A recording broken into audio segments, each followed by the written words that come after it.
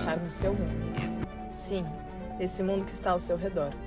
Foi procurando responder a essa pergunta que a SAS Brasil nasceu em 2013. 9 anos depois, o sonho de transformar o acesso à saúde especializada no Brasil já não parece mais tão louco assim. De 8 amigos, chegamos a 800 voluntários, ou melhor, SASers, que compartilharam não apenas o sonho, mas o propósito de fazer a diferença. Também crescemos enquanto equipe 100% SAS, com profissionais que viram no terceiro setor um espaço para construir uma carreira de sucesso. Pessoas que se conectaram ao nosso propósito de inovar e à nossa coragem para revolucionar. Nesses anos de estrada, descobrimos que levar saúde vai muito além do consultório. Levar saúde é acolher, acompanhar, é ensinar e formar.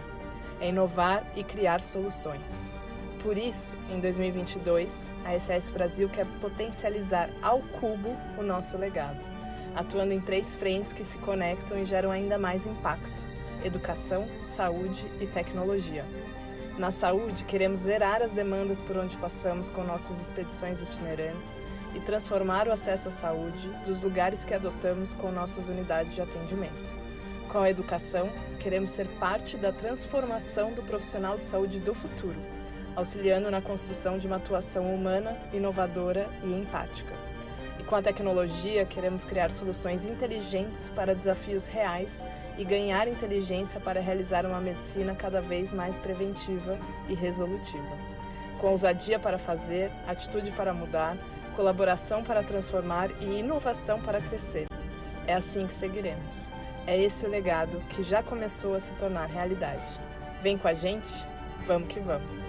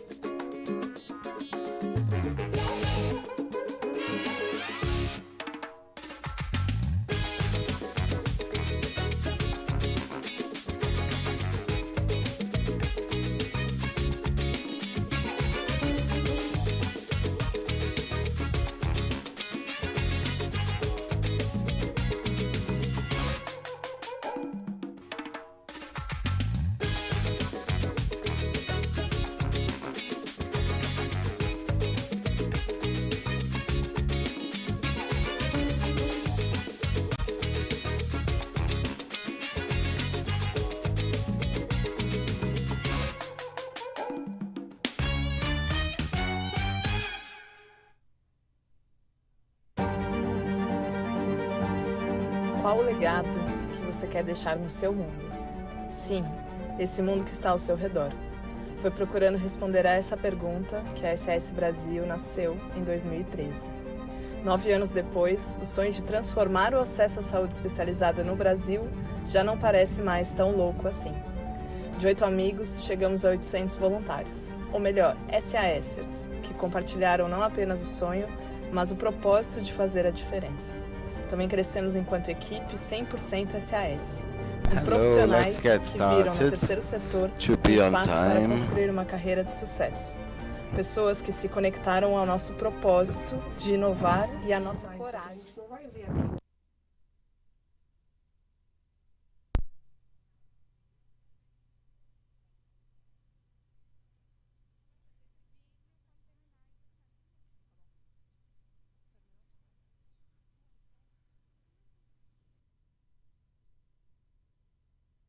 dia a todos, prazer imenso estar aqui com vocês. Alguns eu conheço, outros não.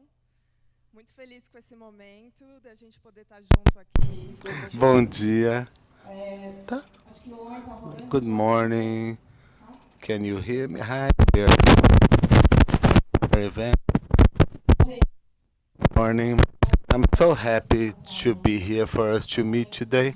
It's a moment of learnings.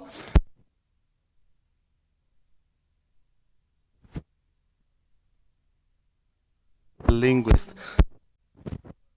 And with these rituals of meeting, how these conversations are so important for us to develop. And we are here, and the World Economic Forum has a very similar purpose, and it was born with Klaus Schwab that put together an event with leaders of companies and governments to exchange experiences, good practices, and build management policies for their businesses and countries. The Schwab Foundation was born in 98 from the same founder. Did you know that?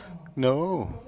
So, Professor Schwab and his wife founded this foundation. The text is so beautiful from their site. They say they've seen a new model of social world with compassion to serve the most vulnerable population.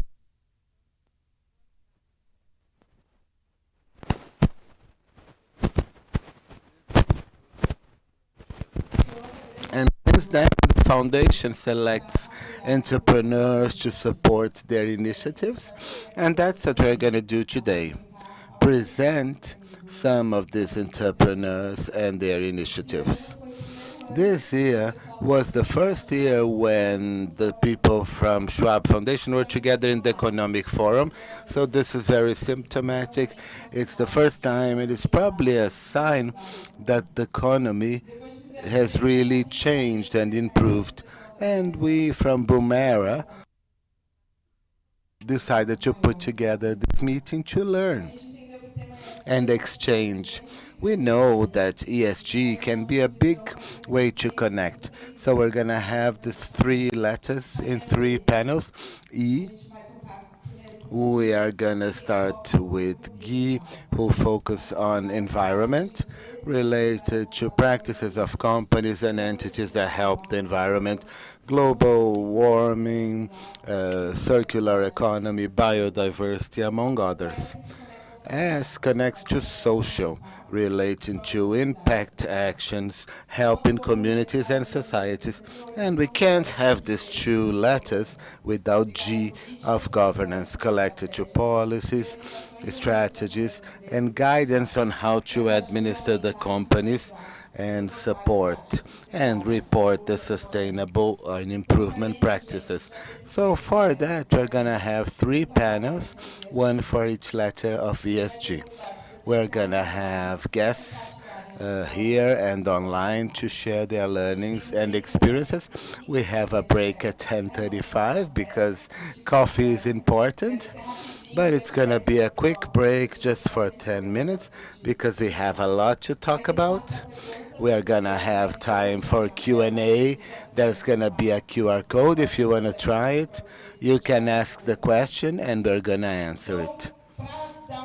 So, to start in style, we put together a video of Francois. Francois is the head of social innovation in the Economic World Forum, and he's also director from Schwartz Foundation. And I hope what he's gonna say. You like what he's gonna say. Bom dia and hello. This is Francois Bonici, the director of the Schwab Foundation for Social Entrepreneurship and head of social innovation at the World Economic Forum. It's a pleasure to be with you today and send you this message just a few weeks after the annual meeting of the World Economic Forum, which was held on the 22nd to the 26th of May last month. And I'm delighted to be here today to share with you maybe just some initial highlights and perspectives on the topic and theme of the annual meeting, which was History at a Turning Point, Government Policies and Business Strategies.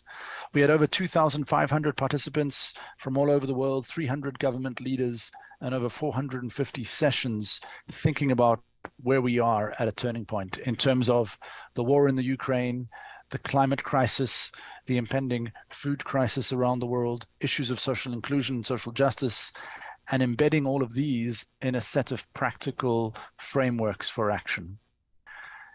We gathered leaders around all of these topics in both kind of public sessions, many of which were live streamed, and you can see and pick up from our website, many of which were live streamed on media around the world as well.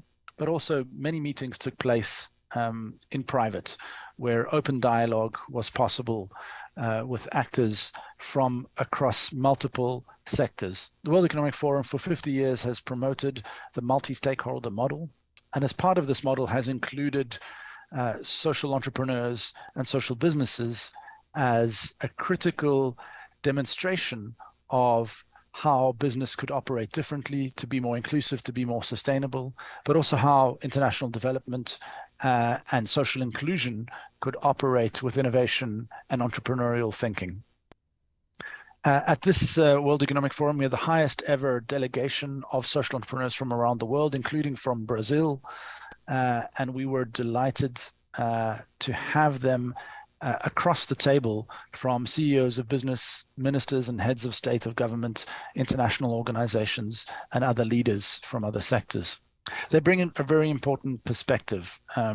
We also launched a new report called Unlocking the Social Economy, which speaks about the ways in which governments can set policies, ways in which business can operate in partnership with social enterprises and other actors in the social economy, recognizing a significant opportunity for job growth and creation, for developing policies around social inclusion, and finding opportunities for both employment of the disenfranchised, of young people, of women, of minority groups, but also meeting local community needs. And so this was a critical part of the framing for how social businesses and enterprises can operate in partnership with business and governments in the global economy. I'm hoping you'll be able to talk about some of these very important issues around health, education, inclusion, job creation, at the same time as thinking about how we face now what looks like some very difficult economic times ahead of us. As always, those who are on the margins, who are excluded, who work in the informal economy, will be hit the hardest by these changes in the global economy. Finally, to share with you why we each year as the Schwab Foundation bring social entrepreneurs together. We select and award new social entrepreneurs, in fact, on an annual basis in Brazil in partnership with Folha de Sao Paulo. And we were delighted to celebrate some of them as really important leaders and what we call leaders of trust at this point in the world. Why is trust important, and why do social enterprises demonstrate trust? Well, number one, we know that social enterprises are created with purpose in their articles of constitution, in why they exist in the first place. The business model is there to serve and to scale the impact of what they do. But it is really that their long-term commitments to meeting their social and environmental goals is what builds trust with communities, what builds trust with other actors, and what builds trust inside the institution itself. And so our work was really to help to bring these kinds of trusted leaders into the World Economic Forum and help them shape some of these really important discussions. So, I mean, two from Brazil I'm going to mention. Celso Ataide, as many of you will know, the founder and CEO of Kufa and Favela Holding, has really demonstrated through a social holding company how we can create these kinds of opportunities, but actually not be exploitative in the economic and commercial and development opportunities that exist and emerge from the talent and human capacity in favelas. And then, of course, Enrique Guilherme Bramer Jr., Guy, the founder of Boomera, really demonstrating through his recycling company how the environmental impact of waste can actually create both an opportunity for job creation and use technology, science, design, and drive social inclusion in partnership with large companies like Procter & Gamble, Adidas, and others in the world. So I will leave it there as a quick snapshot of why we think this sector is important as part of the global dialogue and debate, and we wish you very fruitful and productive discussions in Brazil. Take care. Bye-bye.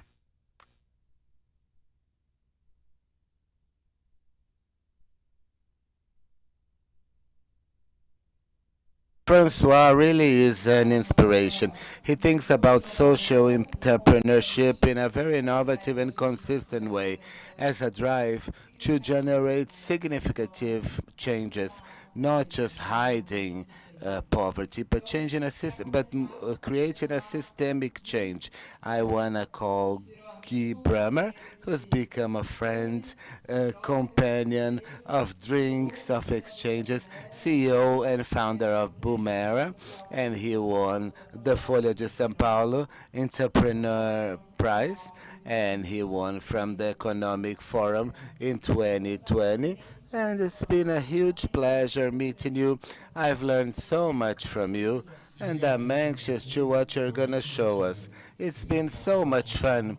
If you want some gossip, Sabine got a crypto coin that would never end in the card. So all the beers were paid by Sabine. I think there's still money there.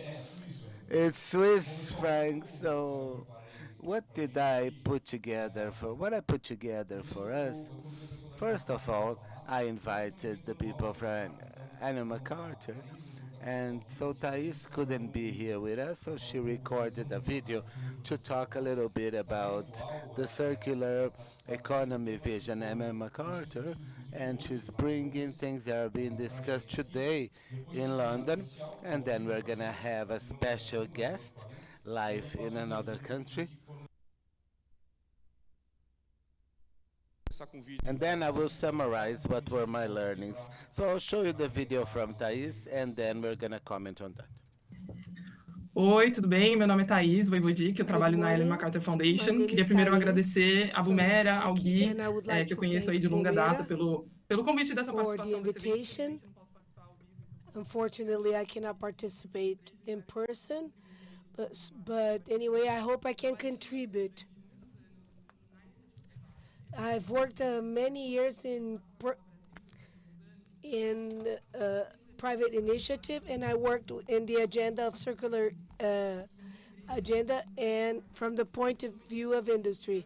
And I have migrated to Ellen MacArthur Foundation.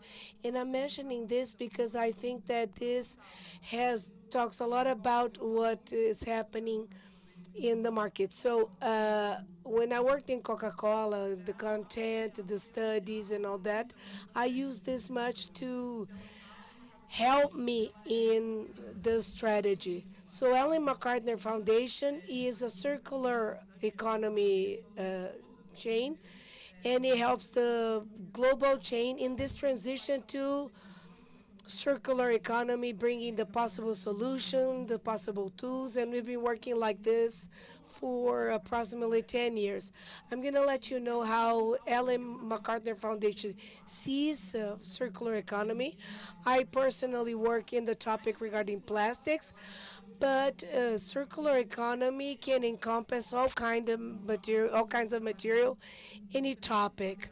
So the foundation currently works with 3 materials, so food, fashion, and plastic, because they are very iconic topics of linear economy. And linear economy is just how our economy works as a whole. So based on exploring natural resources, utilization of products, and disposal.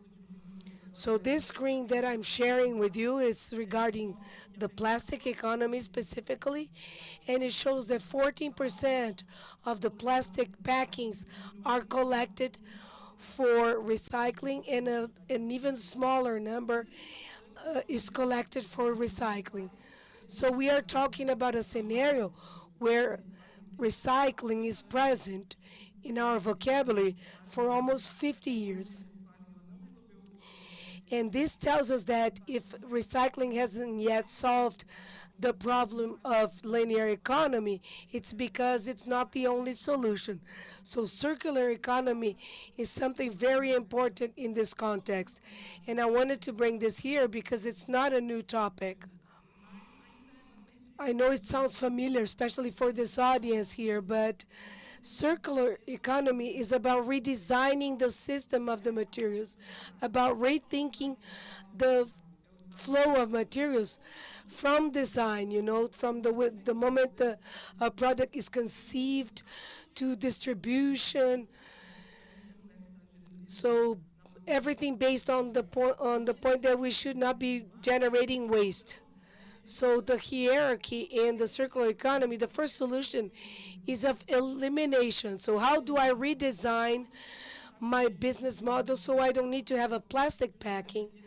So, but at the same time, we know that is impossible. So in this hierarchy of solutions, we need to be more targeted at reusing, So through the commitment that we have with global companies, we represent 25% of what is put in the market, and only 2% of these packings are reusable. So this is a gigantic opportunity. So when we talk about Brazil, I think that we have this opportunity. So recycling, yes, it is part of circular economy, but it's just a part of it, So we need to consider linear economy too. I would give you here with 3 messages about the takeaways, the learnings that we've had since we launched our first report. When we said that we will have more plastic than fish in the ocean by 2050. It was a very emblematic thing that was said in the First World Forum in 2017. So we need to bring the other areas of the company that are not only sustainability to the table to discuss product innovation and business models for circular economy. The second point that I wanted to bring is a little more specific regarding something we've learned that Ellen MacArthur Foundation launched a report about, is about flexible packings. We know that flexible packings are the most challenging ones because they are technically very difficult to recycle. So in an ideal scenario where collection is 100%, and when we have an infrastructure that is enough for everything to be recycled, the loss for technical reasons is of 50%. So even if everything is done for recycling to happen, we know that will be a big loss, especially regarding flexible packing. The solution needs to start in eliminating this kind of material. And the third point that I wanted to bring is voluntary commitment. So our foundation work with this voluntary commitment, but they are not enough. We can already see that. We need to have public policies and regulations that address the idea of circular economy and that encompass all the value chain. So the first one that I wanted to highlight was the EPR, Extended Product Responsibility, which is the regulatory model that brought more results in several countries. So in this case, there are some countries in Latin America like Chile and Colombia. It is already in place. So we brought this research so that we can develop this kind of policy in as many countries as possible. And to wrap up, I would like to remind you that we are going through a very important moment in in this recycling world. That is the Global United Nations Treaty, and this treaty is going to be developed, and it would be something equivalent to the Paris Agreement for plastics. So it's the perfect moment for everybody to get engaged with this treaty so that it is ambitious enough to be legally binding, and not only about waste management, but also about all the cycle of the material. In other words, circular economy. I would like to wish you a very good event. Okay, everybody. So with this provocation that Ellen MacArthur does to the world, and they are very present at the forum, this was the concept in which I wanted to base this panel, on which I wanted to base this panel. We get to know brilliant people at the forum. There are 50 social entrepreneurs per annual meeting. I would like to show you some that I met there. I wanted to mention these three because they were people that I really identified with. The first one is Garsuno from Indonesia. He conducts a brilliant work to keep the forests up and keep the native plantation. And only this year, with the carbon credits that he's sharing, that we will have more than $90 million in a startup that started not too long ago. The second one is Sono. Sono brought the indigenous people to the world regarding sports, mentioning people through the sport. There were a lot of talented people in the indigenous community in the United States that was forgotten. So he created his leadership, and Nike ended up investing in him.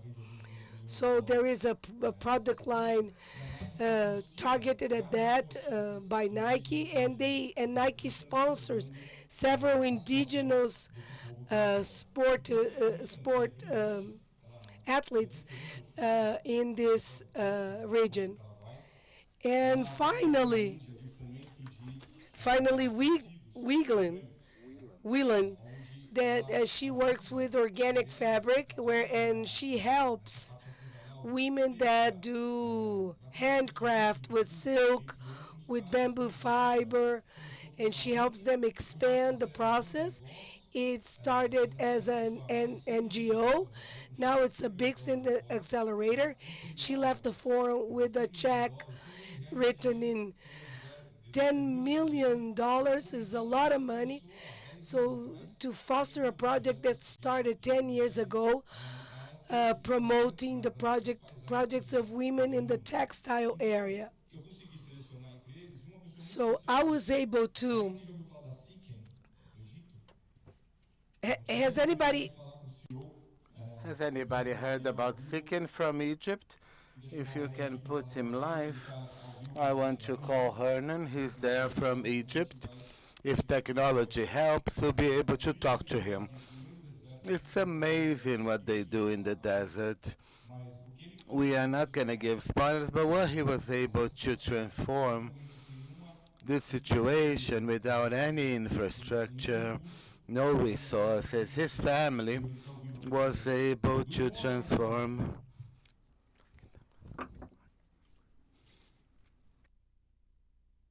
Muito ruim.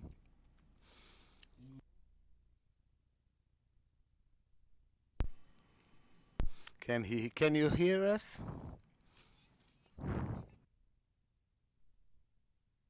Can he hear me?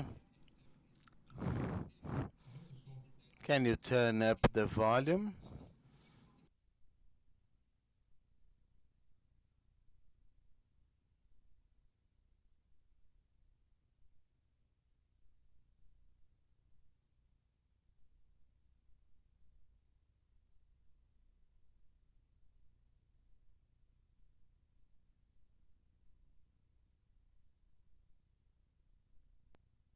Recorded a video with him because he knew technology could play us up. So We try to do it live if we can. If not, we're gonna put on the video as a backup. I hope we can do it live. Does anyone want to have a sing song? Okay, hi Carioca.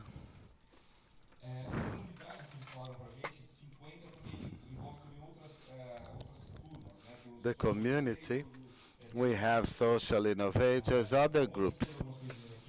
I will tell you some things about this. We have a journey that you choose which way you want to go through. 3 very intense days, starting on Sunday to welcome social innovators. And then we are able to interact and choose what matters the most. And of course, do some networking that may be interesting to you. So you have some pre-agreed events, some events that you try to join, and this is super cool. People from SAS were there and we could access everything in the forum. So we joined all the sessions we wanted, listening to very important leaders. And we were able to do a great networking. How is it going, the connection? Can we connect? Okay, let's do the video. I'm sorry, but technology has not made it possible. But he will talk about his business in the video, and at the Q&A, he can come back and we can try and ask him some questions. We try to use technology, but the internet bugs us.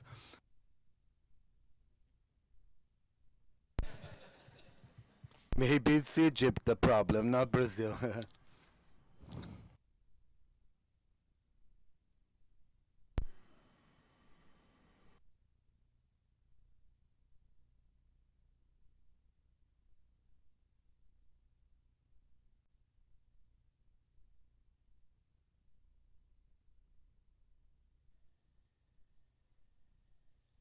Hello, my dear friends in Brazil. I'm very happy to share you at this event and to tell you a little bit about our experience. I'm speaking to you here from Egypt, from Sekem, from the desert.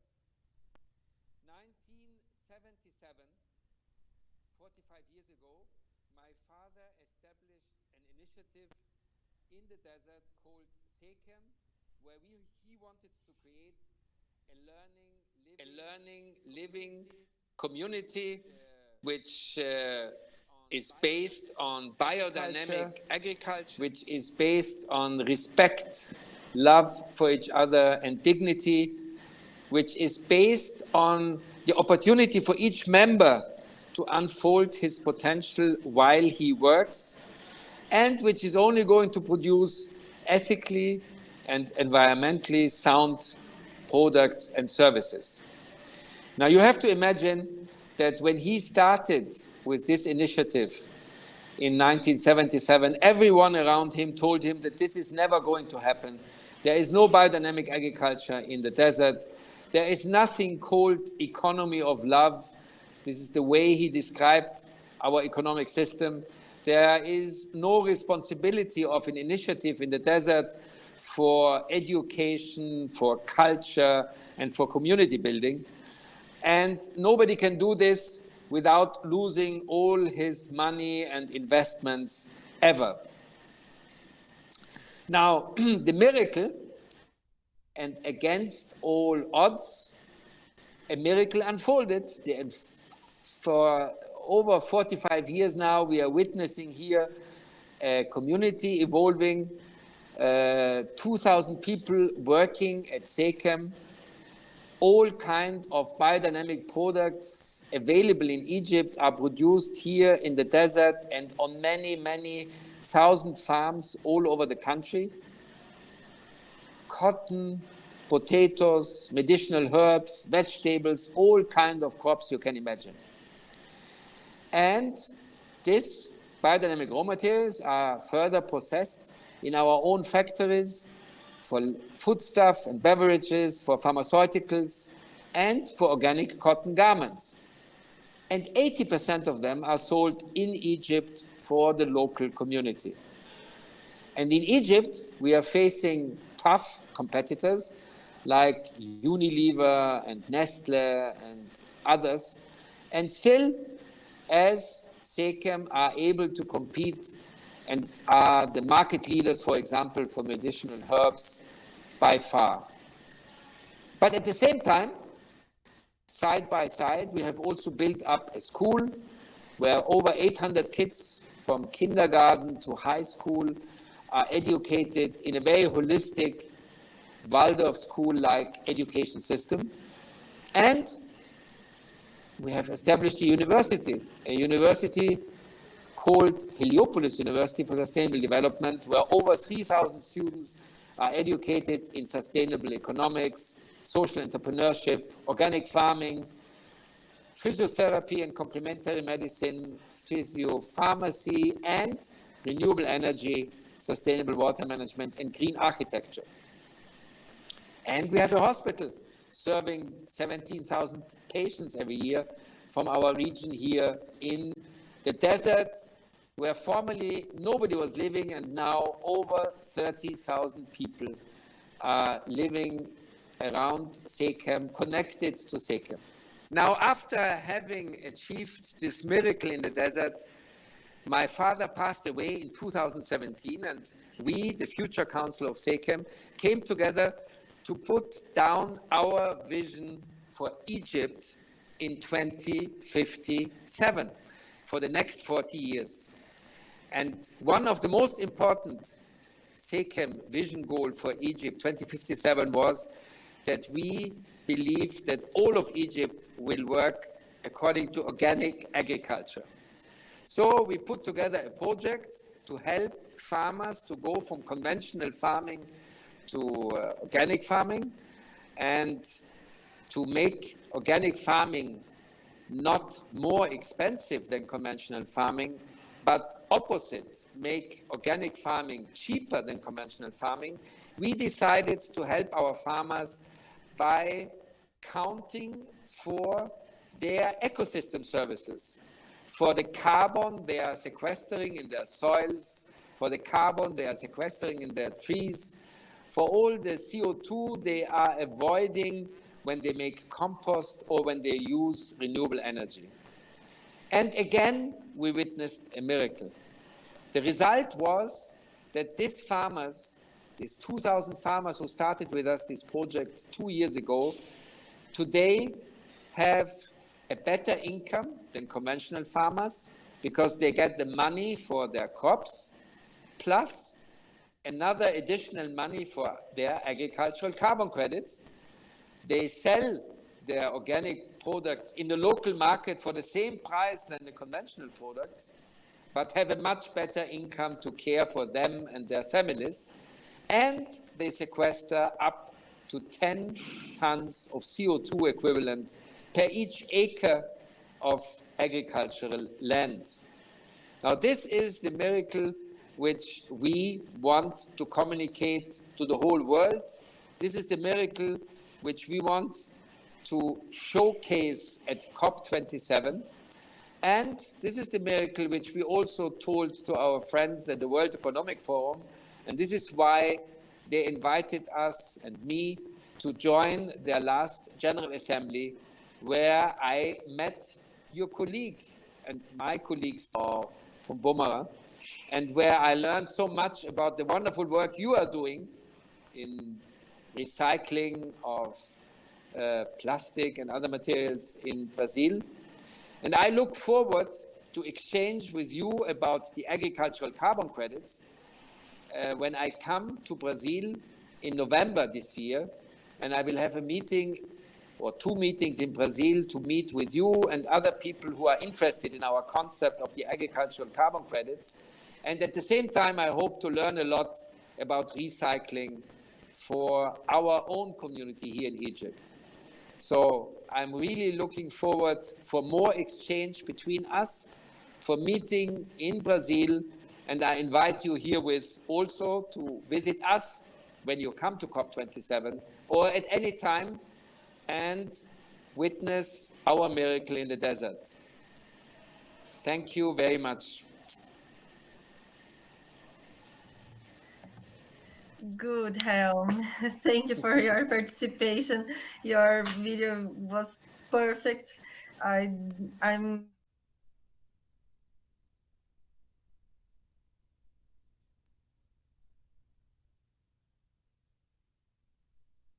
His parents started from nothing in the middle of the desert, and it's wonderful. If you want to see more, watch a video on their website, and if you go to COP27, we are organizing a committee to visit Sikkim there. So if you are interested, get in touch, and we'll put in the group, people from CETESB, there's a Brazilian group to visit, and one of the technical visits will be with these guys. My talk now is to explain how we turned around our lives with Boomera in part nowadays. I'm going to show you a video that really changed our history, and the person responsible for it is here with us. She manages this prize with Folha de São Paulo and Schwab Foundation for the prize. Let's watch Isso para this mim é video. matéria-prima e é o combustível da Boomera. A gente ajuda empresas a transformar resíduos em novos produtos que voltam para a sociedade. Só que a gente não faz isso sozinho, a gente faz isso com um ecossistema enorme, junto com cooperativas de catadores, junto com cientistas de universidade, junto com empresas químicas gigantes, para que, somando a competência de cada um, a gente consiga entregar uma solução completa para o mercado.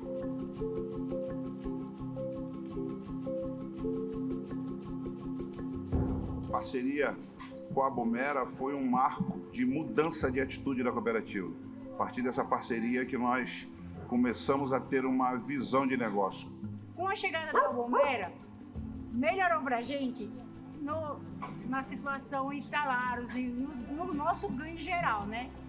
Com a Boomera veio os compradores. Caramba, com tão pouco você pode ajudar tanta gente, e tão pouco eu digo, eu não dou, a Boomera não é uma empresa de assistencialismo, eu não conseguiria estar no Brasil inteiro sem as cooperativas como nossos parceiros de negócio. Hoje, nossos cooperados têm uma retirada média em torno de R$ 1.700, R$ 1.800. Se compararmos a média nacional, que está em torno de R$ 500, R$ 600, é um salto muito grande. O lixo para mim hoje é luxo. Tiro meu sustento, pago minhas contas, compro o que eu quero, o que eu gosto.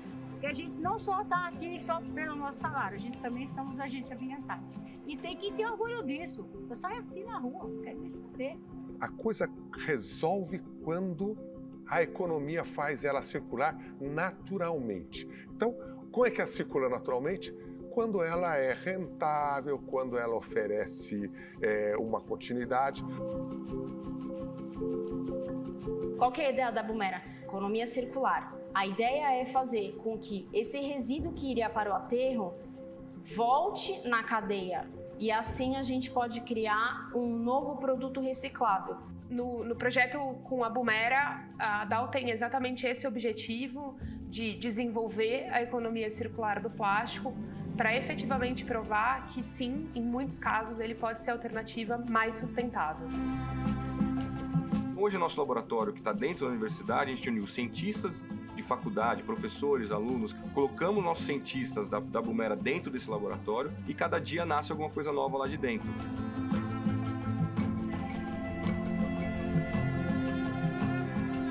São dois pontos chaves. O primeiro é contribuir para a redução dos descartes. O segundo é descobrir realmente novos materiais, novas aplicações para isso.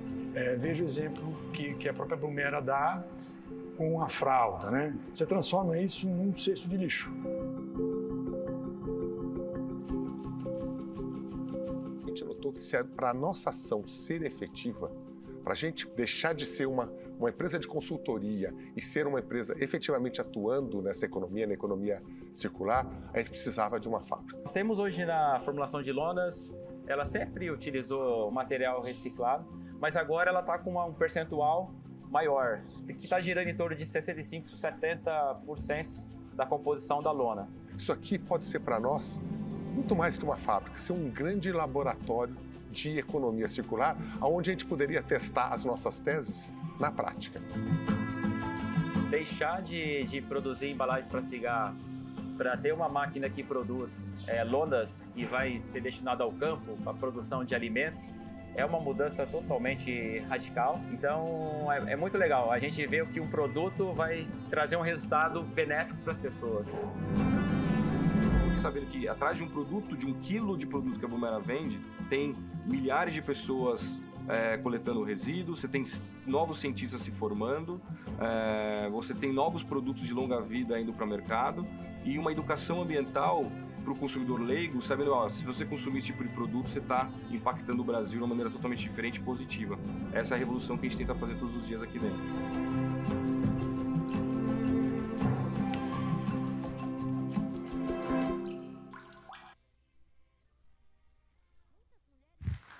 Valeu. Thank you. So, and we don't do anything alone. So all the team is here. We have Carioca that is fundamental to our history.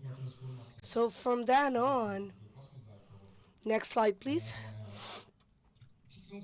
So what happened to Boomera over the past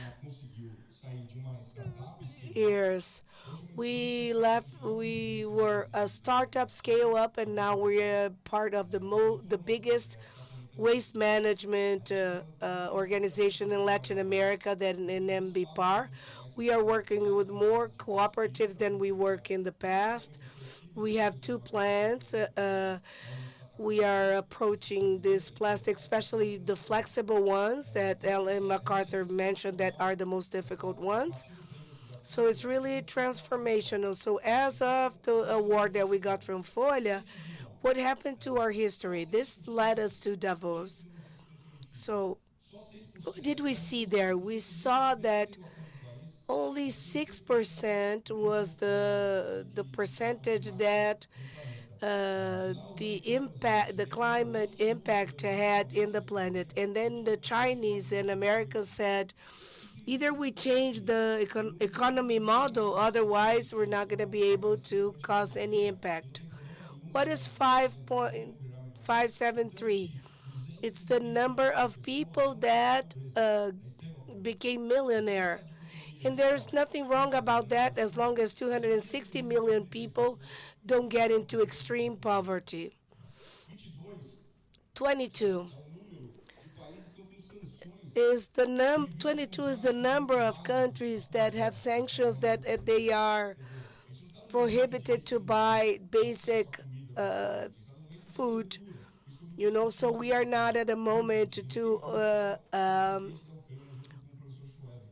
avoid people from buying. So the one that opened the forum was Professor Schwab, because and he mentioned that the people that are not having access to the basic things to survive. 33 is a number that it's more than 500 financial companies that are in this coalition.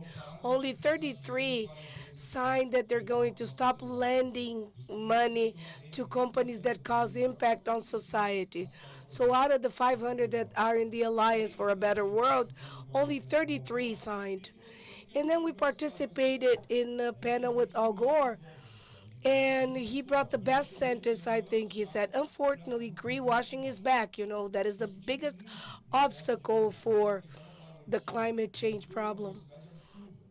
It came at a very high speed, people painting green some strategies as if they were solving the problem, and in fact, they are not even close to solving the problem, We saw several financial companies saying that they were not going to invest in companies that cause bad impacts in the environment, and only 33 signed. So now we have the companies that work with circular economy and the part of decarbonization. So Boomera is inserted in 45, and so 27% of the impact is being generated by global industry. And when we look at the companies that it is impacting, we have these 3, like iron and steel, cement, chemicals, and aluminum. So these industries generate 60% of the industrial impact in the world. So they are engineering companies that produce excellent products, but that they are products to be used only once. So what I learned in Davos, so that we can go to the towards the end. So it was estimated that 10 trillion is going to be generated of annual revenues, 395 million jobs by 2030. Why aren't people adhering to that? What is happening? And if the studies are right in terms of revenue generation and profit, why are companies not adhering as fast as they could? So there are some causes and possible answers that I want to share with you. The social business already generates that idea like, look, it's that NGO coming. But see, things change because, for example, the Indonesian company that generated 80 million in revenues, the example of Nike. So you have examples in scale that address the sustainable objectives by United Nations development objectives. So one thing that I saw is that the main thing is cooperation, you know.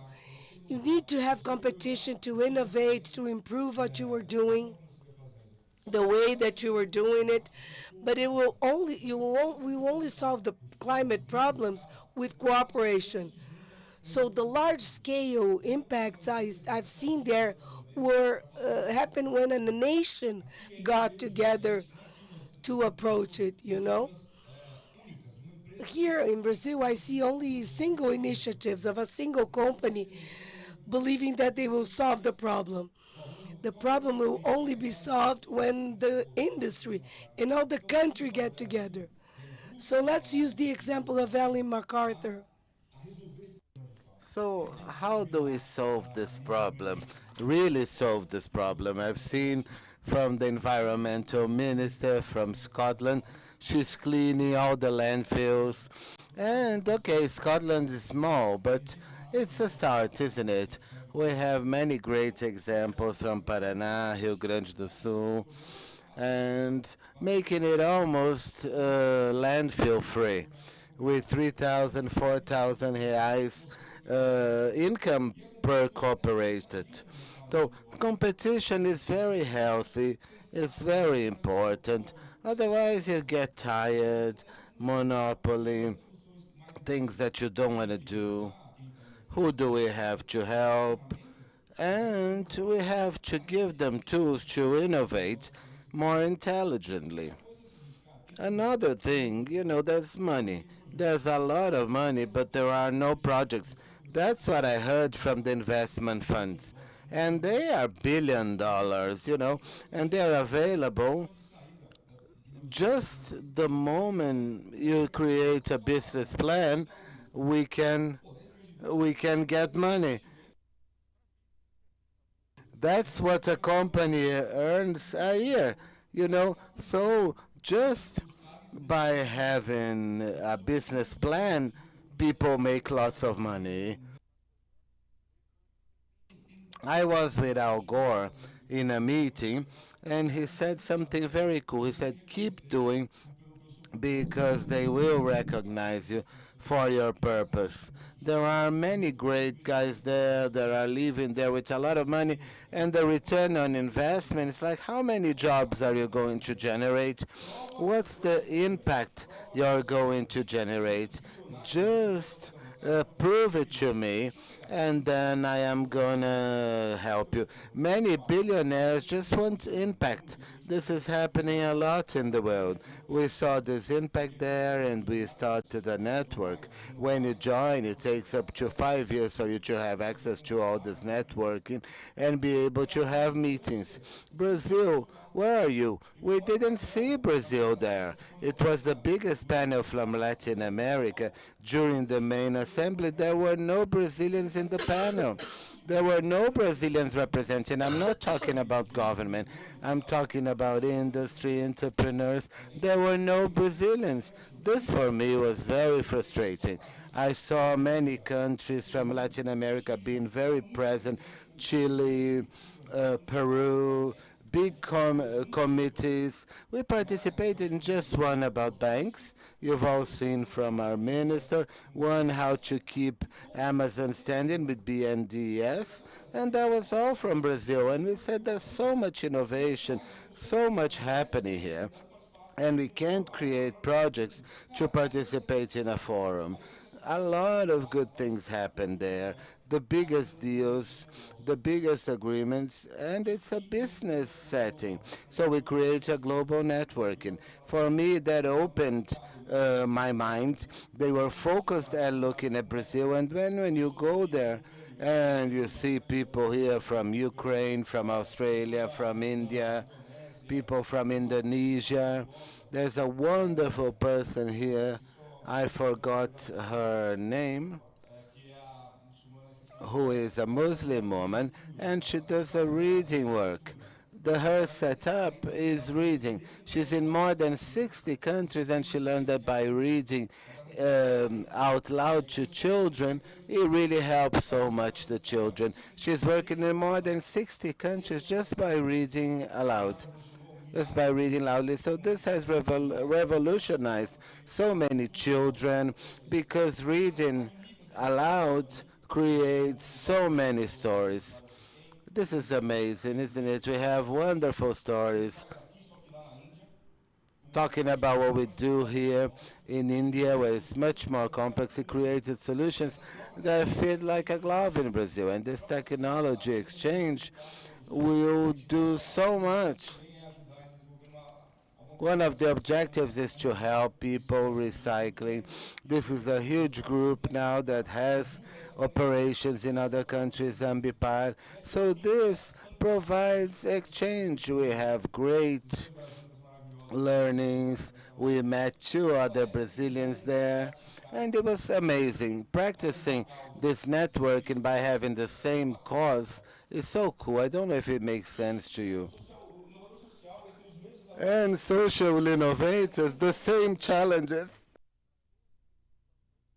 So in a country like ours, you need to fall down, get up again, and believe. And there is a strength that we have for the team. And yes, you fell down today, okay. Next time you might fall again. But this resilience, it's not just of the Brazilian, but from everyone that we met there that believes a cause, even in horrible places, and they are able to transform the social situation. So now we have 3 more minutes. I'll pass on the word to the next person. Thank you for being here, even online. And now I'm gonna pass it on to people from SAS, Sabine and Adri, to talk to you and do great things for us to listen to. Thank you, guys.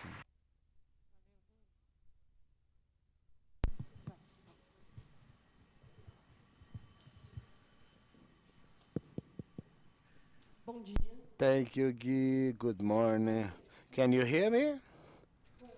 I am Adriana. Sabine is here with me. I am super happy to have you here with me on stage. This is where you belong. I think that we'll start with the sentence that social innovation is strategy, not a charity. This really represents what we believe in SAS Brazil. We are an organization that intends to create solutions to allow health to get to people who don't have access to it. We have 65 million people in Brazil that don't access health at all. The specialized health is even an even bigger bottleneck. 86% of the doctors are in 6% of the municipalities, and our mission is to change that. I'm so happy to do this with Sabine. We have been doing this for 10 years.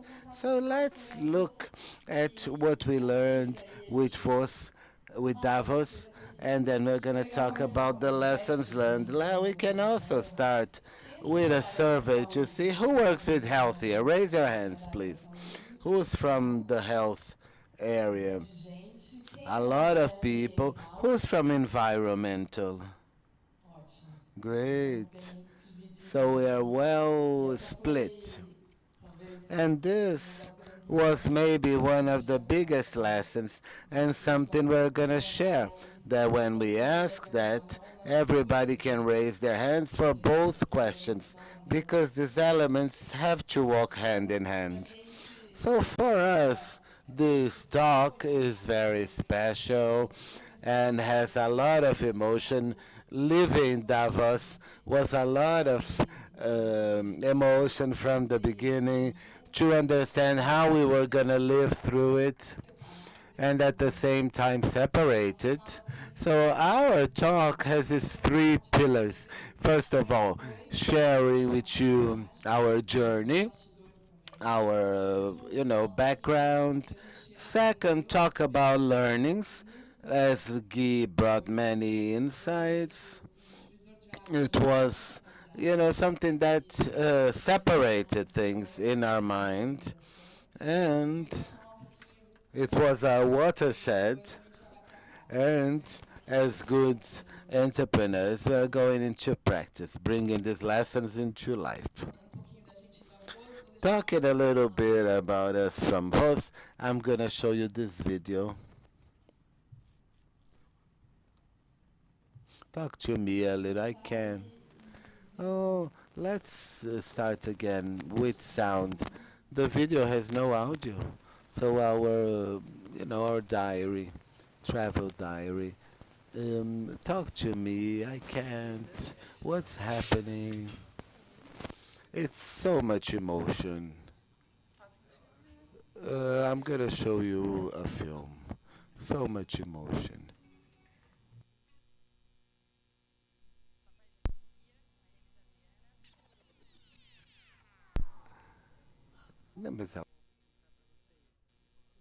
I'm going to show to you a little bit about the situation. This is the room. This is where the main room is going to be. And this is the prize ceremony. And there's people here in the main area where the transmissions happen. 20 years ago, only 3% of people in the forum were women. Now approximately 23%. And yesterday, me and Sabine participated in the forum of a reception just for women. It was very cool. A surprise that you were with us. This is the speech I used to see. You can see that we have a lot of things written here. We have Dri and Sasa. This was my inspiration.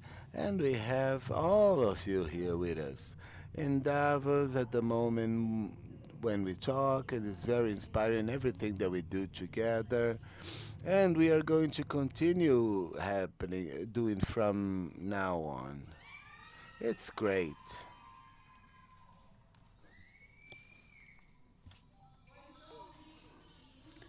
Oh, hi everyone. Oh, congratulations.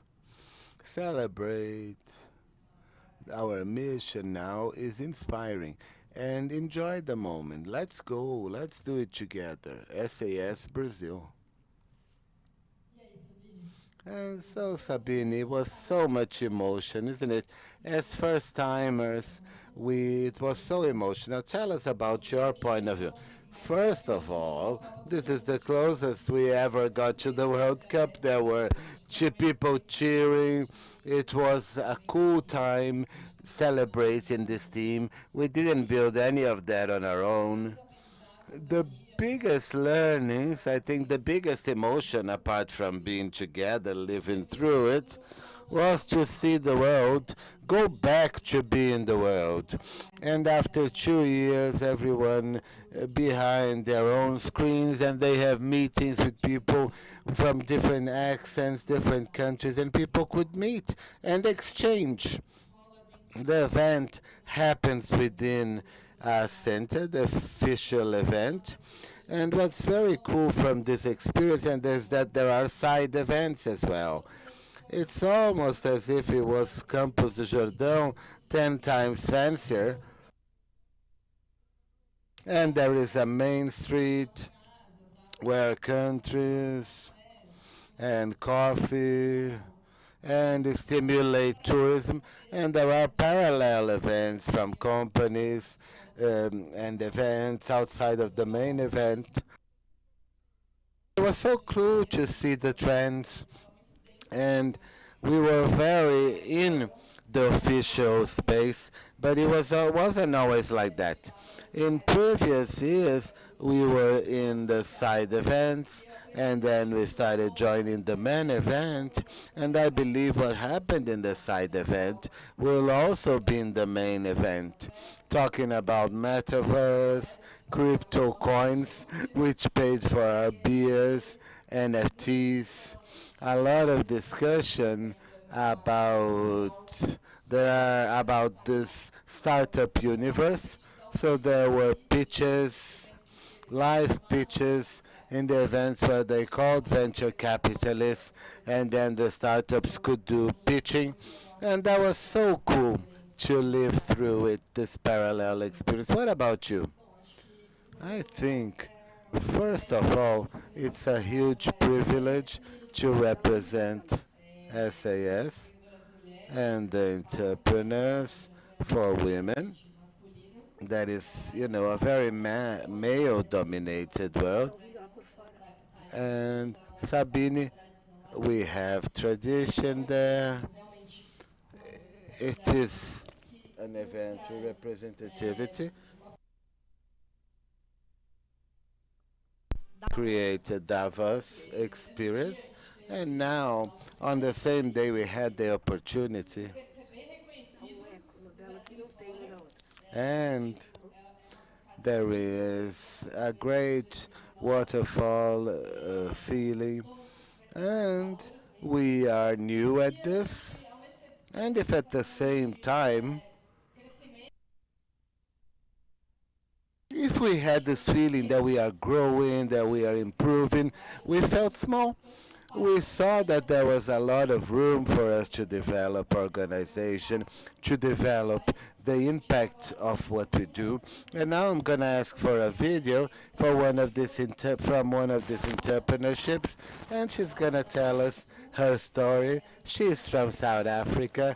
She teaches young people and thinking about age agenda. It's very inspiring, especially for a place like ours that needs more technology professionals. So let's listen to her to bring us this point of view from other projects and where we dream to be.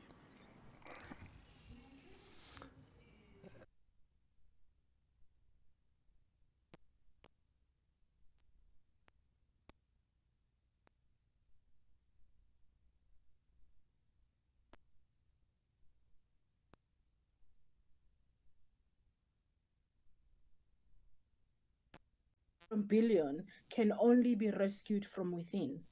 In every society of the bottom billion, there are people working for change, but usually they are defeated by the powerful internal forces stacked against them. We should be helping the heroes.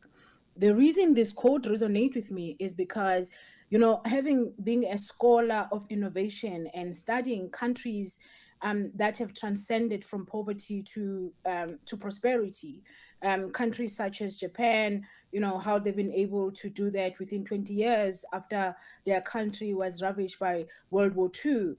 The difference was that they had 4 times more of Japanese students at school were studying STEM subjects than in the US. And that's what led to Japan to be able to innovate themselves out of poverty. So no society can actually, innovate, basically prosper, if they don't focus on STEM and if they don't focus on innovation. Because the reliance on aid, there's been so much research and talk on that, so I'm not even going to go there, because we know it has not worked. It certainly hasn't worked for Africa. So that is why my work has been to work and support the young people in our continent that can innovate themselves out of poverty without waiting for somebody that's supposed to come from somewhere to help them. Because we know that the only way that a country can prosper is if it focuses on training its youth and making sure that there can be innovation that comes from within. I certainly don't believe in FDI as the main driver of growth, because it's not. Countries that come, when they come and invest in a country, they're not looking to create jobs mainly. They're looking to create markets for themselves. And most of the time, they send their skilled workforce in those countries. I mean, for example, like we know that Google is not the biggest employer in Africa, because all of their innovation happens in the US. Because it happens in the US, that is where they've been able to create jobs and opportunities for the US government. So that is why, for me, it's really important that as we focus, if we say we're going to focus on supporting the developing countries, and it's important that we support the local heroes that are working within, and also ensure that we focus on creating a workforce that is able, and also support also that is with young people that are active, because I believe in active citizenships, because we know that in Africa, one of the biggest reason that researchers have cited for our lack of growth over and above the lack of a skilled workforce is corruption. And that's because a lot of these young people, they don't know that they can sometimes they don't even understand why the countries they live in don't work for them, and they need to also don't even know that they can change that if they become active citizens. And if you have a skilled workforce and also active citizens, they are able then to make sure that the skilled workforce is able to do the work in there to grow the economy without any obstruction, or without dealing with people who are wanting to do things for themselves, specifically some politicians who are in it for themselves. So that is what the work of Africa 10 Gigs is about. We really want to bring the change. We want to build a skilled workforce from within. We want to expose our young people as early as possible, so that we can create the seed and the support and the exposure that they need for them to achieve upward mobility. And once they achieve upward mobility, instill in them the values of active citizenship, so that they know that if I make it, then I need to send down the ladder so that the next generation can be able to climb after me. And if I succeeded in my community, then it's my responsibility to also support the community that I come from, so that also they can be able to succeed and reach upward mobility. Because if we're all successful, then our economy is successful, our country is successful, then we don't deal with the issues of crime and like high youth unemployment and all the ills that come from poverty. We don't focus just on technology. We believe that technology is a tool, is an enabler. So we teach the kids how to code as a start, because I really believe that if they have the right technical skills, irrespective of what career they go to, they could become a teacher who can code and can come up with solutions that can help them teach better, or a social worker who can code, who can come up with solutions that can help them track the children or the people they support, on their program. So, but what we are focusing on is instilling a mindset of innovation and then exposure, because you cannot become what you haven't seen. And if you're working with children from really disadvantaged communities, they don't see a lot of successful people around them. So depending on where they are, if they live in a drug ridden community, for example, they see drug dealers as successful, so they may want to be part of that, because that's what they see as success. So our focus is really to expose them so that they can see the different aspects of success, and also other routes that you can get there, not just in entertainment, not just in sports, but also by attaining education and showing them successful people who have become successful purely through education, and then teach them how to innovate and expose. I mean, we are working with the Christensen Institute, you know, on training kids as young as 9 years old about disruptive innovation, about market creating innovation, and also knowing how they can innovate themselves out of poverty. So that is really, I would say, the focus of our work. It's not so much about the skill only, it's really creating a full, a well-rounded young person who, with the right motivation, and so that they can also start to aspire for more. Because if your aspirations are not high, you're not going to pursue your goal. So we want them to have high goals, because even if they don't make those high goals, even if they fail, they will still fail higher than those people who have not tried, or who have not been worked hard as much as they had.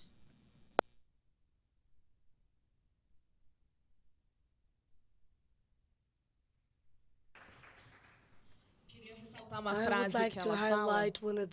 Ela diz que you cannot become what you have not seen. Então, que você não se torna o que você não viu. E essa fala no projeto da Lindy diz muito sobre as crianças, né, das comunidades terem os seus modelos e inspirações. E Davos, para a gente, foi isso do ponto de vista institucional. Da gente também entender e ver, a partir de ver grandes projetos, o que a SAS Brasil pode se tornar. E isso foi muito inspirador.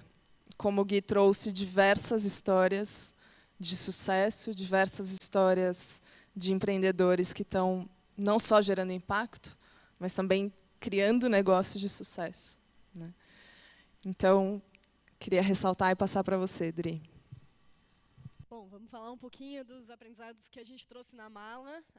E o primeiro tem muito a ver com isso, aquilo que a gente viu, né? Se a gente quer resolver problemas sociais, a gente precisa pensar de forma sistêmica. A gente precisa entender que um problema de saúde não é um problema só de saúde, ele é também um problema ambiental, ele é também um problema de renda, ele é um problema de acesso. Então, a primeira lição que a gente trouxe é, se a gente quer, de fato, construir algo transformador para o nosso país, está na hora de pensar de forma sistêmica, está na hora de criar soluções integradas. Tá? Outro ponto, para mim, muito central, foi essa visão de como pensar impacto e pensar negócio. Hoje, essas coisas não podem mais andar separadas. Então, o ESG ele passa a não ser mais, para grandes empresas no mundo e lá, não passa a ser uma opção. Se eu estou pensando no negócio, eu preciso pensar o impacto. E eu acredito muito, e como uma eterna otimista, que daqui a pouco falar em negócio de impacto vai ser uma redundância. Como eu falar, subir para cima. Porque se é negócio, precisa pensar em impacto. E isso, de certa forma, também acendeu uma luz na nossa cabeça de falar, beleza, e o contrário? E o que é impacto? Também não precisa pensar como negócio? E isso, para a gente, foi essa grande virada de chave. Assim, pensar SAS Brasil, que nasceu como um hobby, em 2013, um trabalho totalmente voluntário, em que Adri e eu nos unimos para levar os nossos talentos como uma forma de retribuição dos nossos privilégios. Cresceu, se tornou uma organização em 2015, sem fins lucrativos, que em 2020, com a pandemia, estourou por conta da tecnologia e da telesaúde, virou a nossa carreira, e agora a gente tem refletido muito nisso. Se a gente quer escalar e crescer, e hoje é uma organização de 50 pessoas que está em 5 cidades presencialmente, mais de 300 online, como é que a gente chega nas 3.800 cidades que não têm acesso ao médico especialista? Não vai ser só com doação e patrocínio. A gente precisa dar um passo a mais. Então, esse passo a mais é o que a gente quer falar agora com vocês. Bom, Então, como a gente está vendo trazer as lições para a prática na SAS Brasil? Essa jornada da Fundação Schwab acabou de começar para a gente, são 3 anos de processo, muito aprendizado e um grande privilégio. E a primeira coisa que já tinha sido pensada antes, na verdade, a Sabine até me deu a fala nesse momento, né? Porque foi um gatilho quando a gente estava fazendo um curso sobre negócios exponenciais e já pensando como, peraí, a gente tem um problema de 65 milhões de pessoas, hoje a gente faz 100 mil, 70, 100 mil atendimentos ano. Como é que eu chego a 65 milhões? E não será com um tipo de solução, a gente precisa de novos modelos de negócio.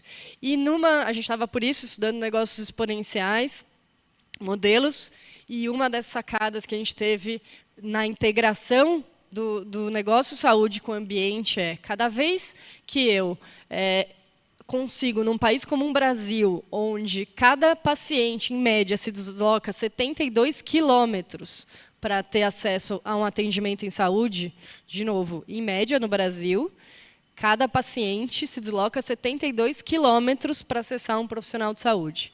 Então, se eu tenho esse dado, quando a gente fala sobre as cidades da SAS Brasil, isso é muito maior, essas distâncias são muito maiores, e se eu conectasse a geração de créditos de carbono às teleconsultas? Se eu consigo evitar deslocamentos de 500 a 1.000 quilômetros de um paciente, e se eu transformasse esse deslocamento que eu consegui evitar com a tecnologia, com a inovação de uma teleconsulta, um teleexame, uma gestante que deixa de se deslocar para fazer um exame de ultrassom, e se eu resolvesse ao mesmo tempo um problema de acesso à saúde e um problema ambiental? Então, hoje a SAS é um momento importante para a gente, estamos lançando esse MVP, né? A gente já fez alguns cálculos, a Marina, que está ali em cima, fez esse cálculo para nós, foram 2,5 milhões de reais economizados das prefeituras no ano passado, com as consultas que a SAS fez, e a gente sabe o potencial disso quando a gente fala de um país. Então, ao invés da gente pensar só no dinheiro que já está disponível, e se a gente propuser para empresas que estão fora financiar o atendimento de um paciente que mora numa cidade carente com os créditos de carbono. Então, essa foi um dos nossos insights de como trazer para a prática os ensinamentos do que a gente teve lá. Depois, a gente está, dentro disso, ampliando a visão da SAS com o Hub. Então, a SAS Brasil nasceu como organização social. Em 2017, já foi fundada a startup que desenvolve as soluções, que é a SAS Smart, que desenvolveu o cabine, sistema de telemedicina, que permitiu o salto da SAS Brasil, levando saúde para mais de 350 municípios durante a pandemia, para dentro da casa das pessoas ou nas nossas unidades de telemedicina avançadas. E agora, percebendo que a falta de acesso à saúde não é um problema só de renda, ele é um problema geográfico no nosso país. Ele é um problema realmente que, independente que você tenha condições de pagar, dependendo de onde você está, você não tem condições. Então, nasce o Hub, que é realmente para fazer um espaço de incentivo a soluções, já nasce com 2 negócios for profit, que vão suportar a SAS Brasil como organização social, girando, né, como a Sá falou muito bem, fazendo com que seja redundância pensar negócio social. Vamos pensar negócios que gerem naturalmente impacto social, para que a gente tenha que pensar só em negócio. Então, o que a gente está e tem se trabalhado muito como fundadoras, cofundadoras da SAS de fato, como a gente dá esse próximo passo, né, para que a SAS Brasil se torne cada vez mais sustentável do ponto de vista financeiro também. Lógico que os nossos parceiros, patrocinadores, apoiadores, que nos trouxeram até aqui, dos quais a gente é muito, muito grato. Então, queria até pedir quem na plateia é patrocinador ou apoiador da SAS Brasil que se levantasse e a gente batesse uma salva de palmas para os nossos apoiadores, por favor, sem vergonha aqui agora, Simone, Adriana, Ricardo, Álvaro, vocês são parte dessa história, sem vocês a gente não estaria aqui. E o que a gente quer é pensar grande, né? Então, pensar grande envolve dar esses próximos passos. Hoje a gente tem essas 5 cidades adotadas presencialmente, 300 online.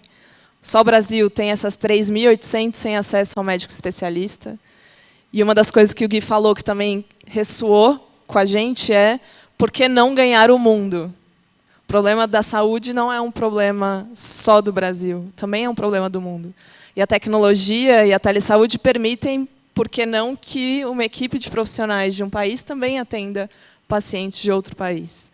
É lógico que tem questões regulatórias e desafios, mas isso é uma possibilidade, né? Pensar uma solução, de fato, global para um problema global. Então, o Hub SAS nasce com essa visão de que o que a gente construiu ao longo desses 9 anos também tem um valor para a gente pensar como negócio. E a gente não vai fazer isso sozinhas, né? Os parceiros continuam sendo essenciais, e acreditar na equipe da SAS, que aqui estamos representando, também é com vocês. A gente vai mudar esse cenário juntos, e também com governança, né? Então, puxando o link aqui para a nossa próxima discussão, a gente tem um painel depois do coffee sobre governança, e a gente quer puxar um vídeo da Ana Zamper, se a gente conseguir, que é a nossa conselheira.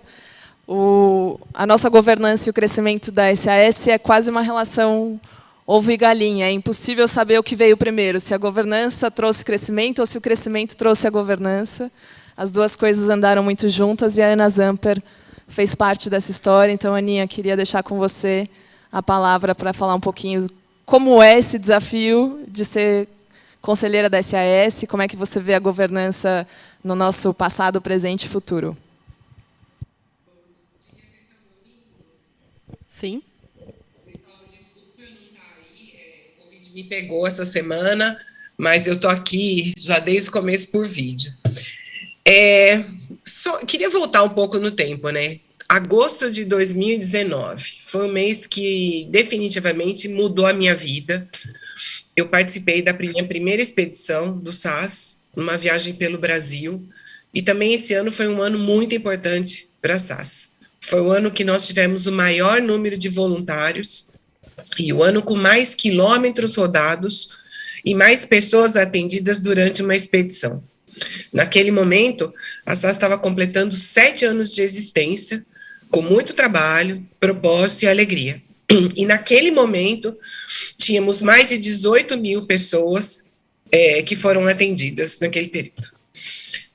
Vivendo intensamente aquela semana, expedição, contato com as pessoas, longos deslocamentos, eu ouvia meu coração e dizia: siga com eles, o potencial de crescimento é enorme, é infinito.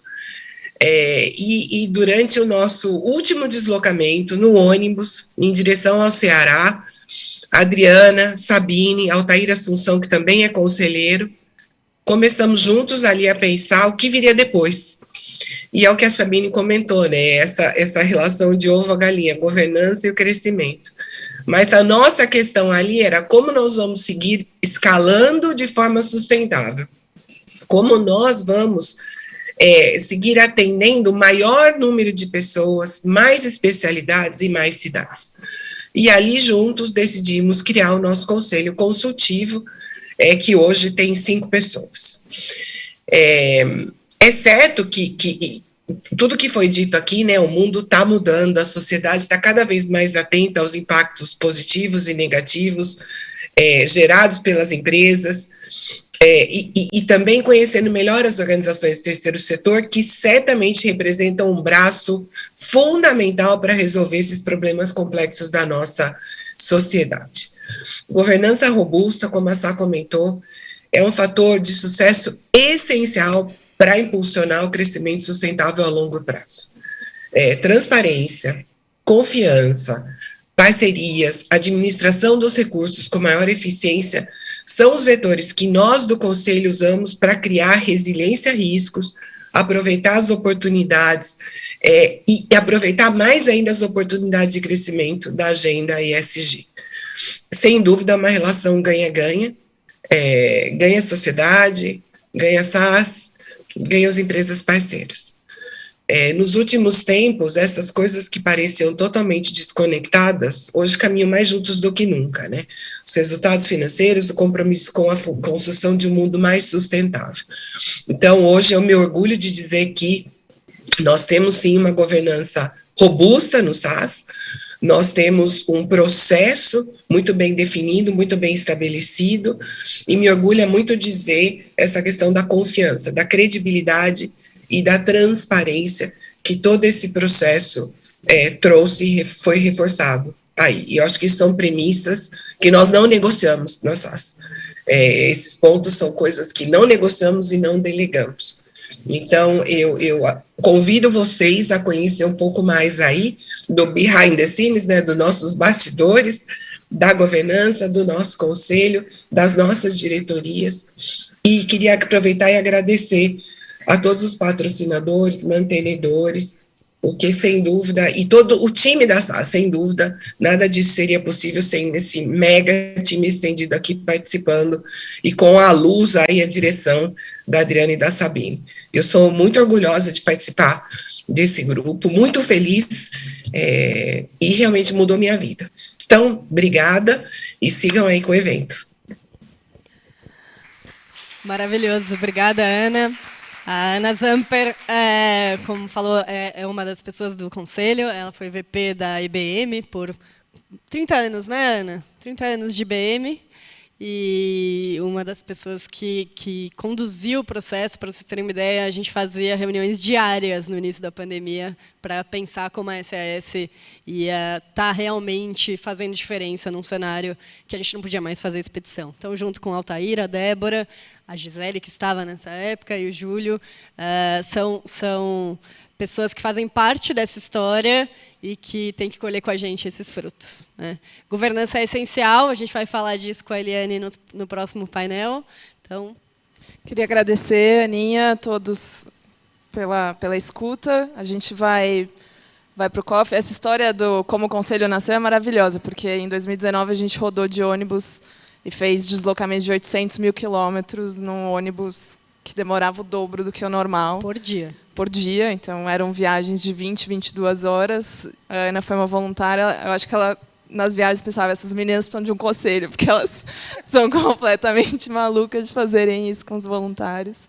Mas de lá, de fato, foi um salto essencial na nossa história, e é um tema super importante que a gente vai debater depois do COF, com a mediação da Eliane.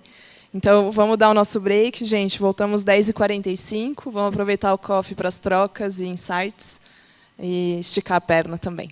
Valeu, obrigada. Obrigada.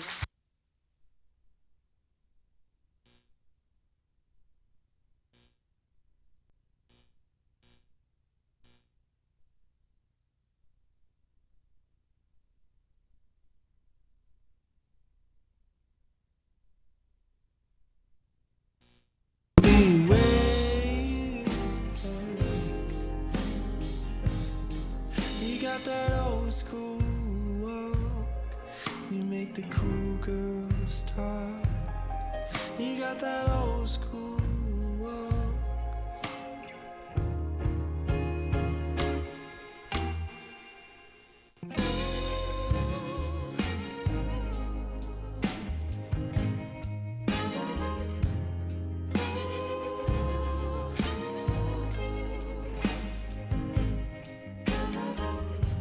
You've been thrown around. You've been thrown around. This big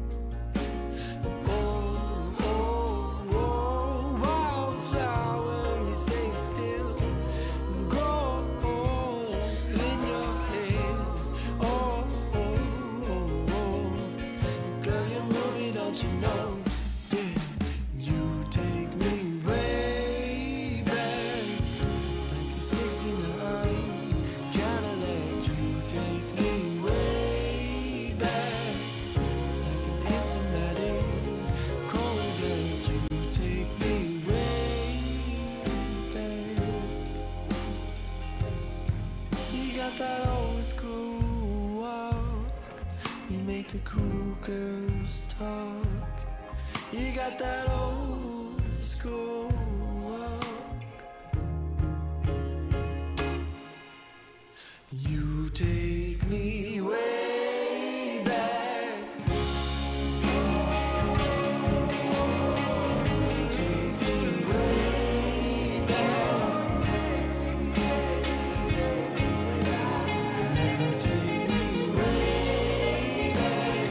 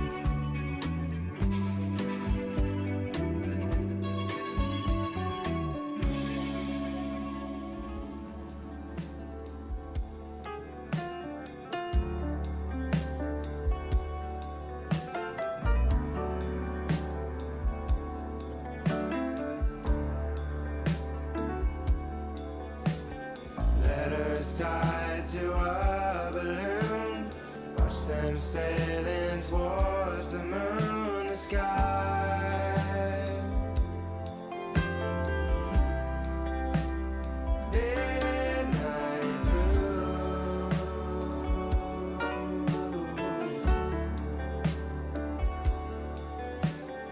Leaning naked in the wind, she lit some hash and breathed it in like a child. Whoa. Oi pessoal, bom dia. Vocês me ouvem bem?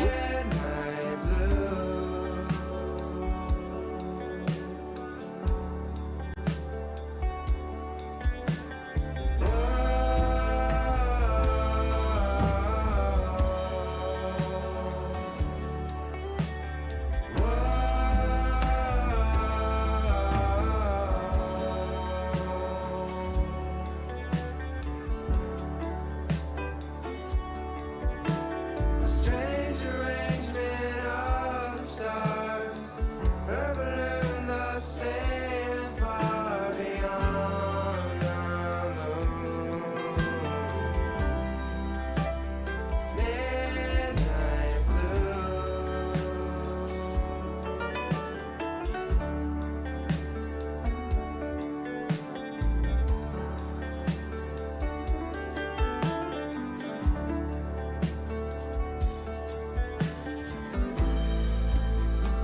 Midnight blue.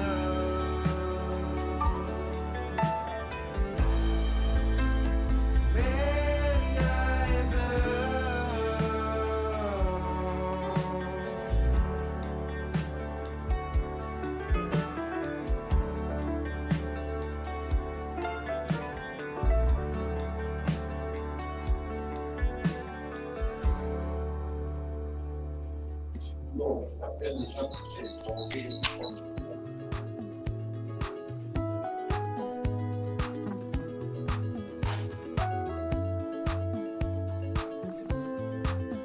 Bom dia, vocês me ouvem bem? all that waiting for the call. It arrived. I know that place seems kinda close, but I can't sleep. I can't seem to find waking peace of mind.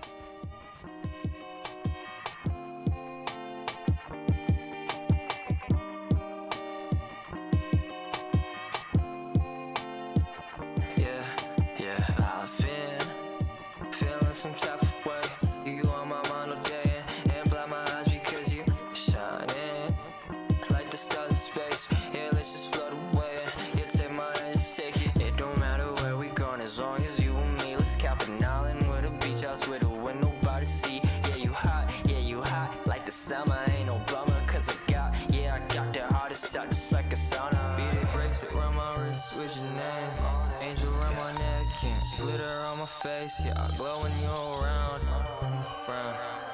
When you come around, round, yeah. Beaded bracelet around my wrist with your name.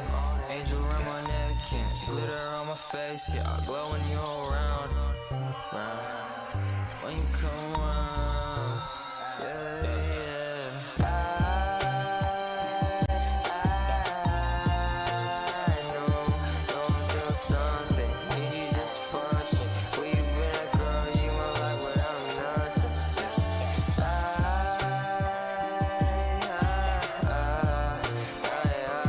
Say you more than once, baby, you're the one I've been waiting for. I don't say it's just because,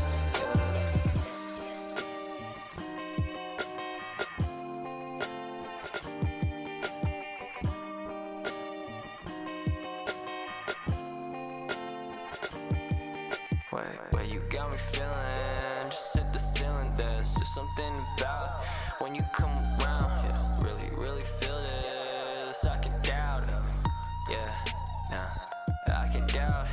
Where you got me feeling, hit the ceiling, ain't no kidding, yeah. Baby, listen, you all I've been missing, all I needed, yeah. Round my wrist with your name, yeah. Got me feeling like a million, I'm just saying, yeah. Beaded bracelet around my wrist with your name. Angel around my neck, and glitter on my face, yeah, I glow when you're around, round. When you come around, round, yeah. Beaded bracelet around my wrist with your name. Angel around my neck, and glitter on my face, yeah, I glow when you're around, round. When you come around, yeah, yeah.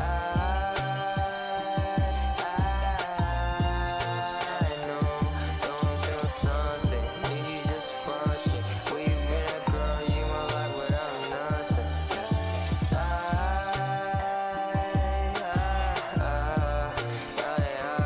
Say you more than once, baby, you're the one I've been waiting for. I don't say it's just because, yeah.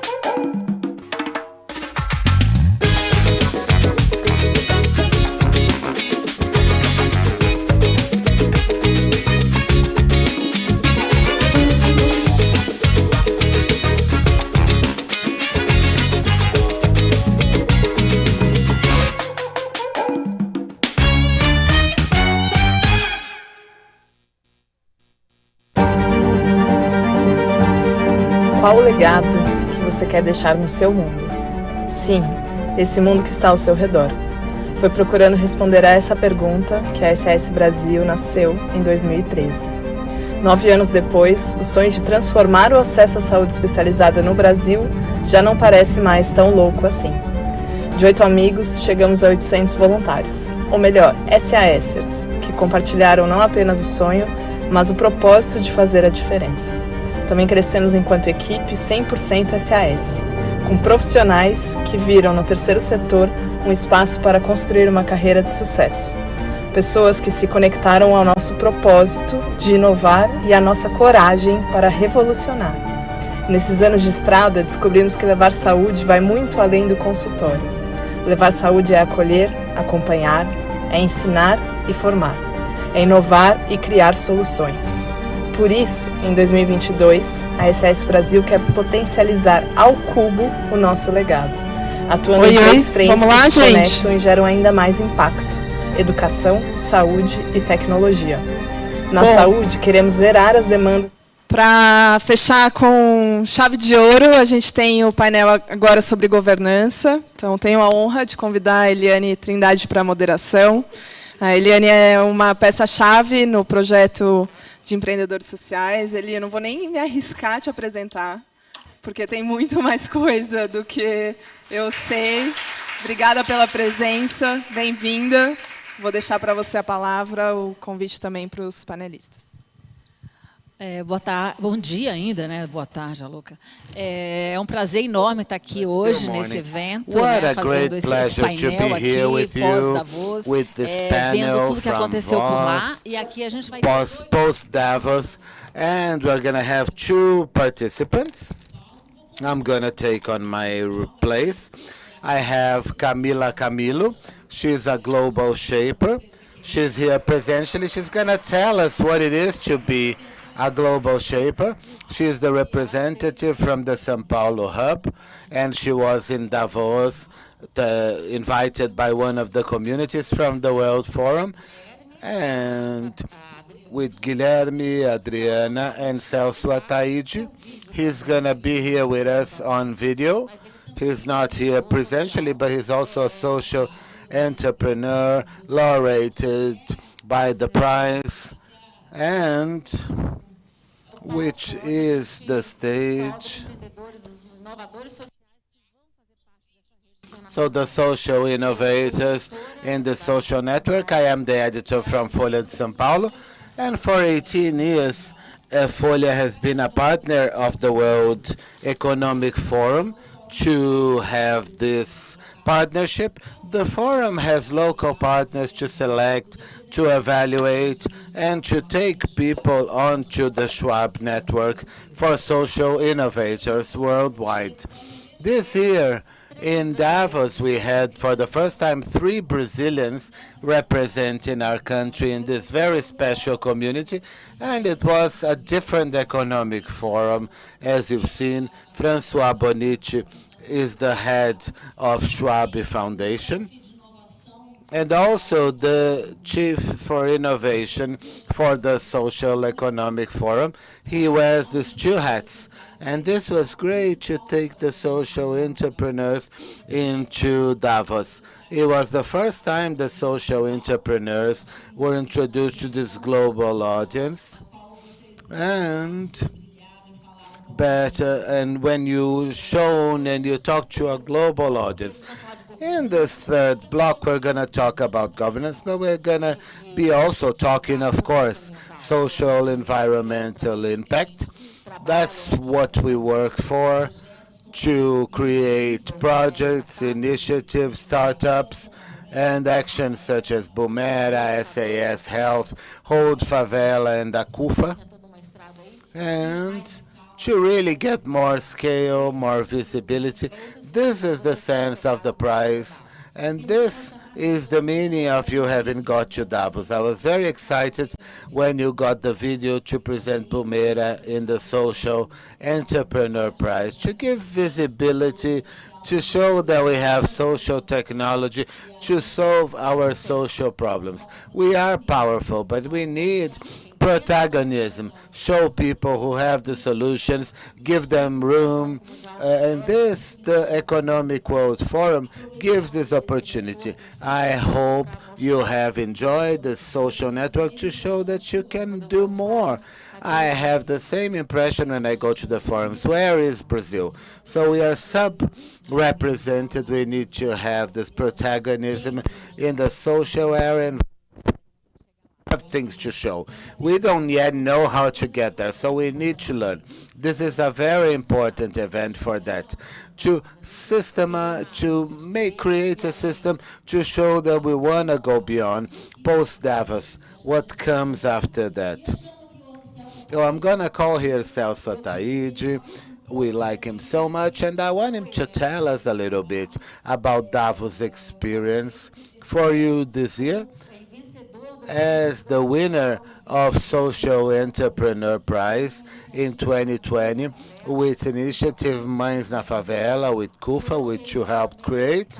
And you're also someone who is ahead of Holding Favela, working for social inequality with the slums as potency, and talking about impact issues in the suburbs. Please introduce yourself. We know you have a meeting soon, but I'm going to talk to Camila about her learnings as well. Good morning, everybody. It's a pleasure to be here with you.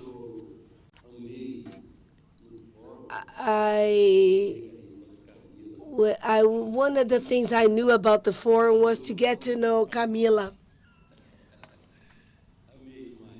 It was great to have her there. In fact, I work with KUFA. It's been more than 20 years.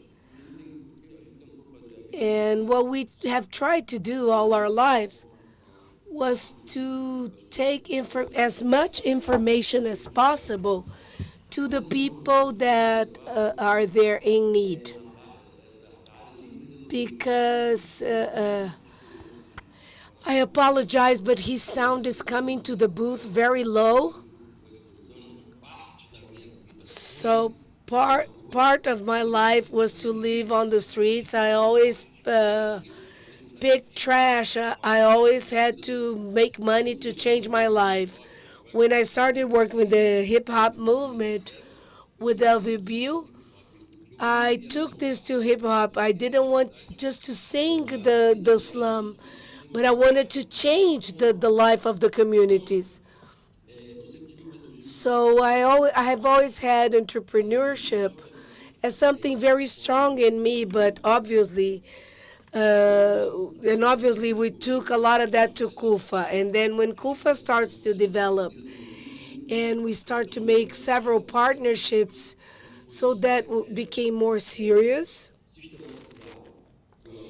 And we were systematized by London School Economics for 2 years and by Fundação Cabral.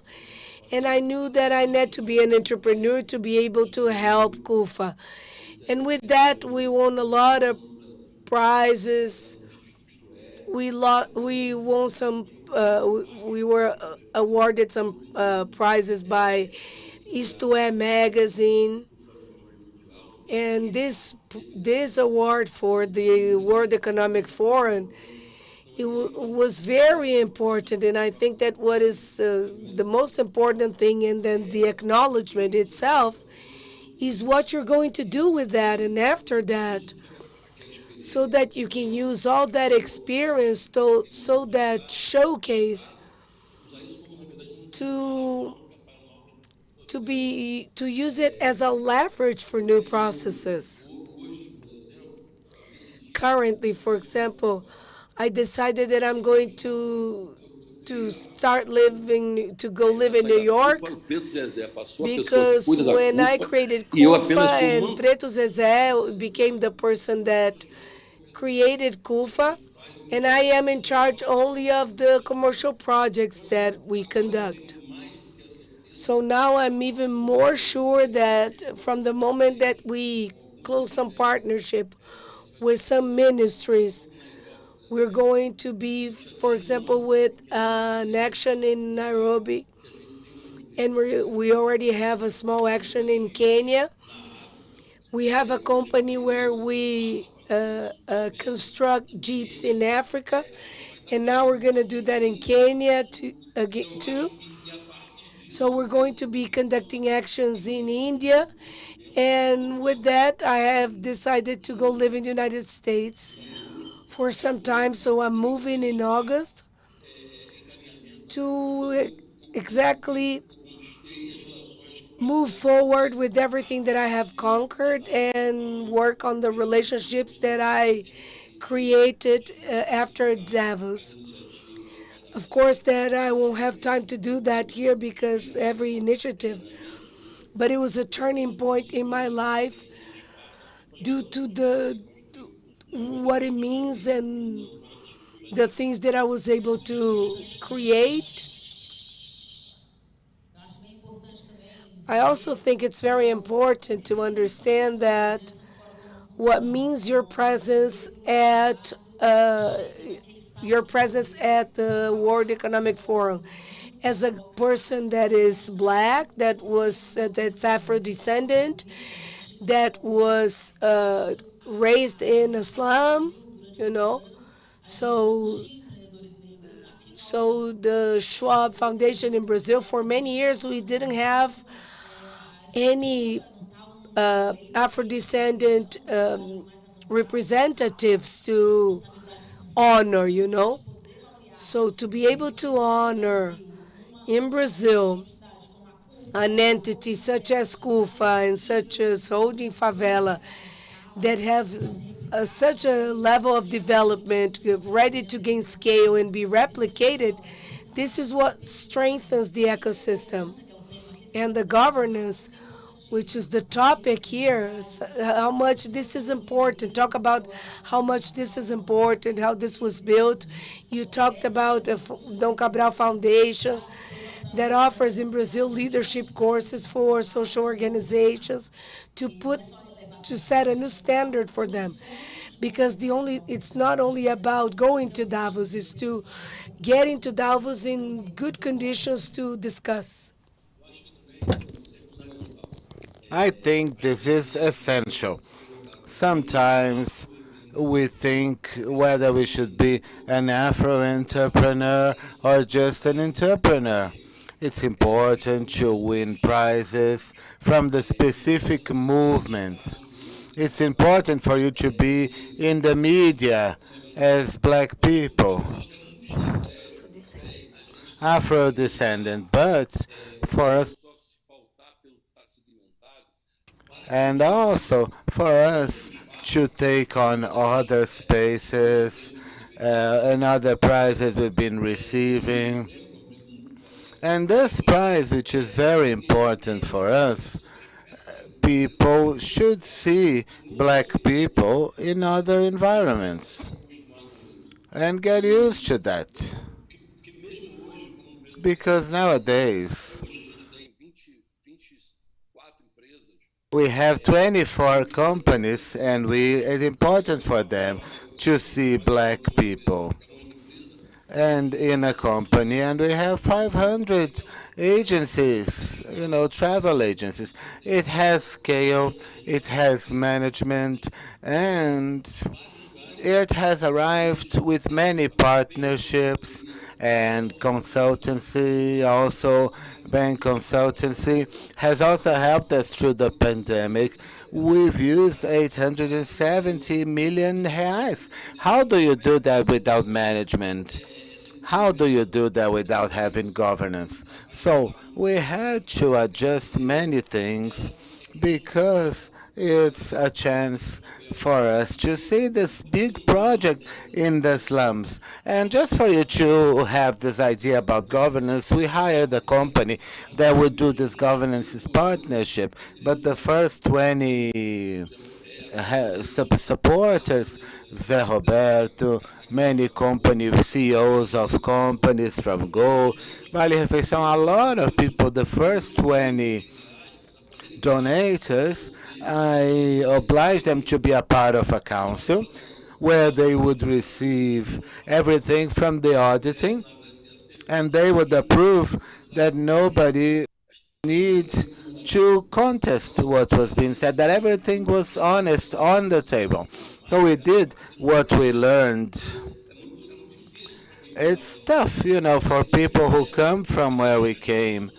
We are entrepreneurs that don't know how to use some words. We don't use entrepreneurship. We just say we do what we have to do. We don't talk ESPM language. In the slums, people they didn't have a business course. Now we have a course called a course for slum entrepreneurship, and we have a fund of 50 million reais to invest in these people. So when we talk about governance, we had an idea. We built a fund of 50 million reais to invest in slum business. But when I started looking at these businesses, and I thought, yes, we need to have this, we need to create the school and to create something. But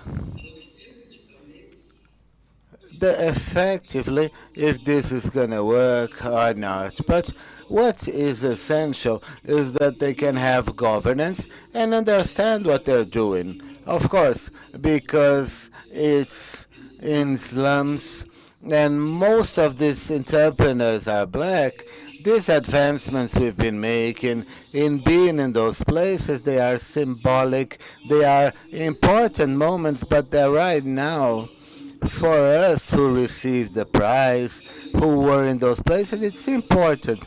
But we open doors so that other black people, other people from slums, and wonderful women like these ones here can inspire other people and get people used to this. And the people who vote, who supports that these people are great, that they deliver, and they are not the only ones to do what they do.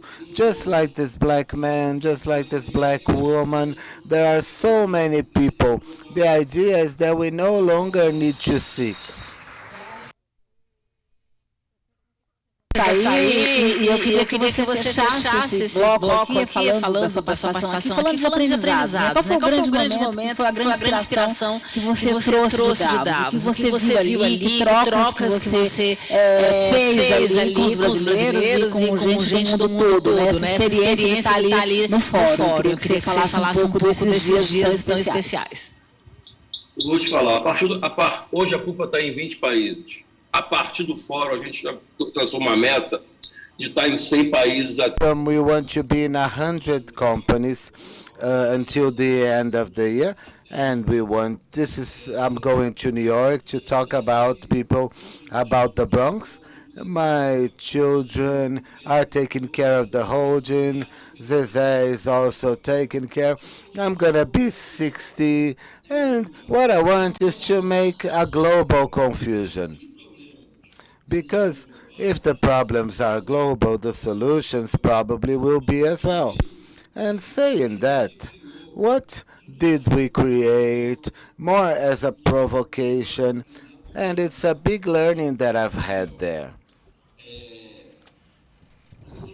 When I tell you that we are going to go into India, Kenya, South Africa, and so on, it's because we closed the forum by launching the fourth sector.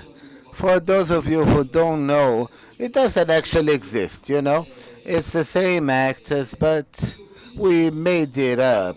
I provoked them, which is launching of the fourth sector, which is the economy and development, the culture of the slum. This is the fourth sector. the NGOs are not in the slums. You know, you can count in just one hand the NGOs that are in the slums. They don't have documents. They don't have anything. Everybody works a lot. Everybody works so hard, and they do it for love because of so many issues. The NGOs are the big ones, are the ones who have support internationally, they have management, and they end up eventually helping some slums because they end up helping some communities. When we look at the fourth sector, we think, you know, that they produce 180 billion a year, and there are so many people there, 37 million people living there. Even with official numbers, with the economy, because if you put together all the slums together in Brazil, they would be the fourth richest state for population and also for economy. So when you think about the first sector, which is the governments, the slums only exist because they emancipated and because the government ignores this territory. So the favela said, is the government important? Yes, but they don't help the slums. The cooperative sector, they don't represent the slums. They just sell to them. ESG, they don't talk about the slums. The companies are important, of course, but in reality, the companies, the cooperative world, don't help, don't support the slums apart from consuming products. When you look at the third sector, is it important? Yes, of course. The companies, the state, but the third sector, it criminalizes profit, so you can't have profit. People from the slums, they are proud. They say, I don't want to make anything as if it was a crime. So it's important. I'd love for us to, the way that we do, you know, having a hold in a company. We are a social company from the start. Anyone who lives in a slum, this has the origin, because if they are there, they are capacitating them, they are developing them, they are employees, they are going to employ them. And we need to have entrepreneurship in the basis of the pyramid. And then you say, oh, I have a social business. I am hiring. So very low salaries for people who live in the slums.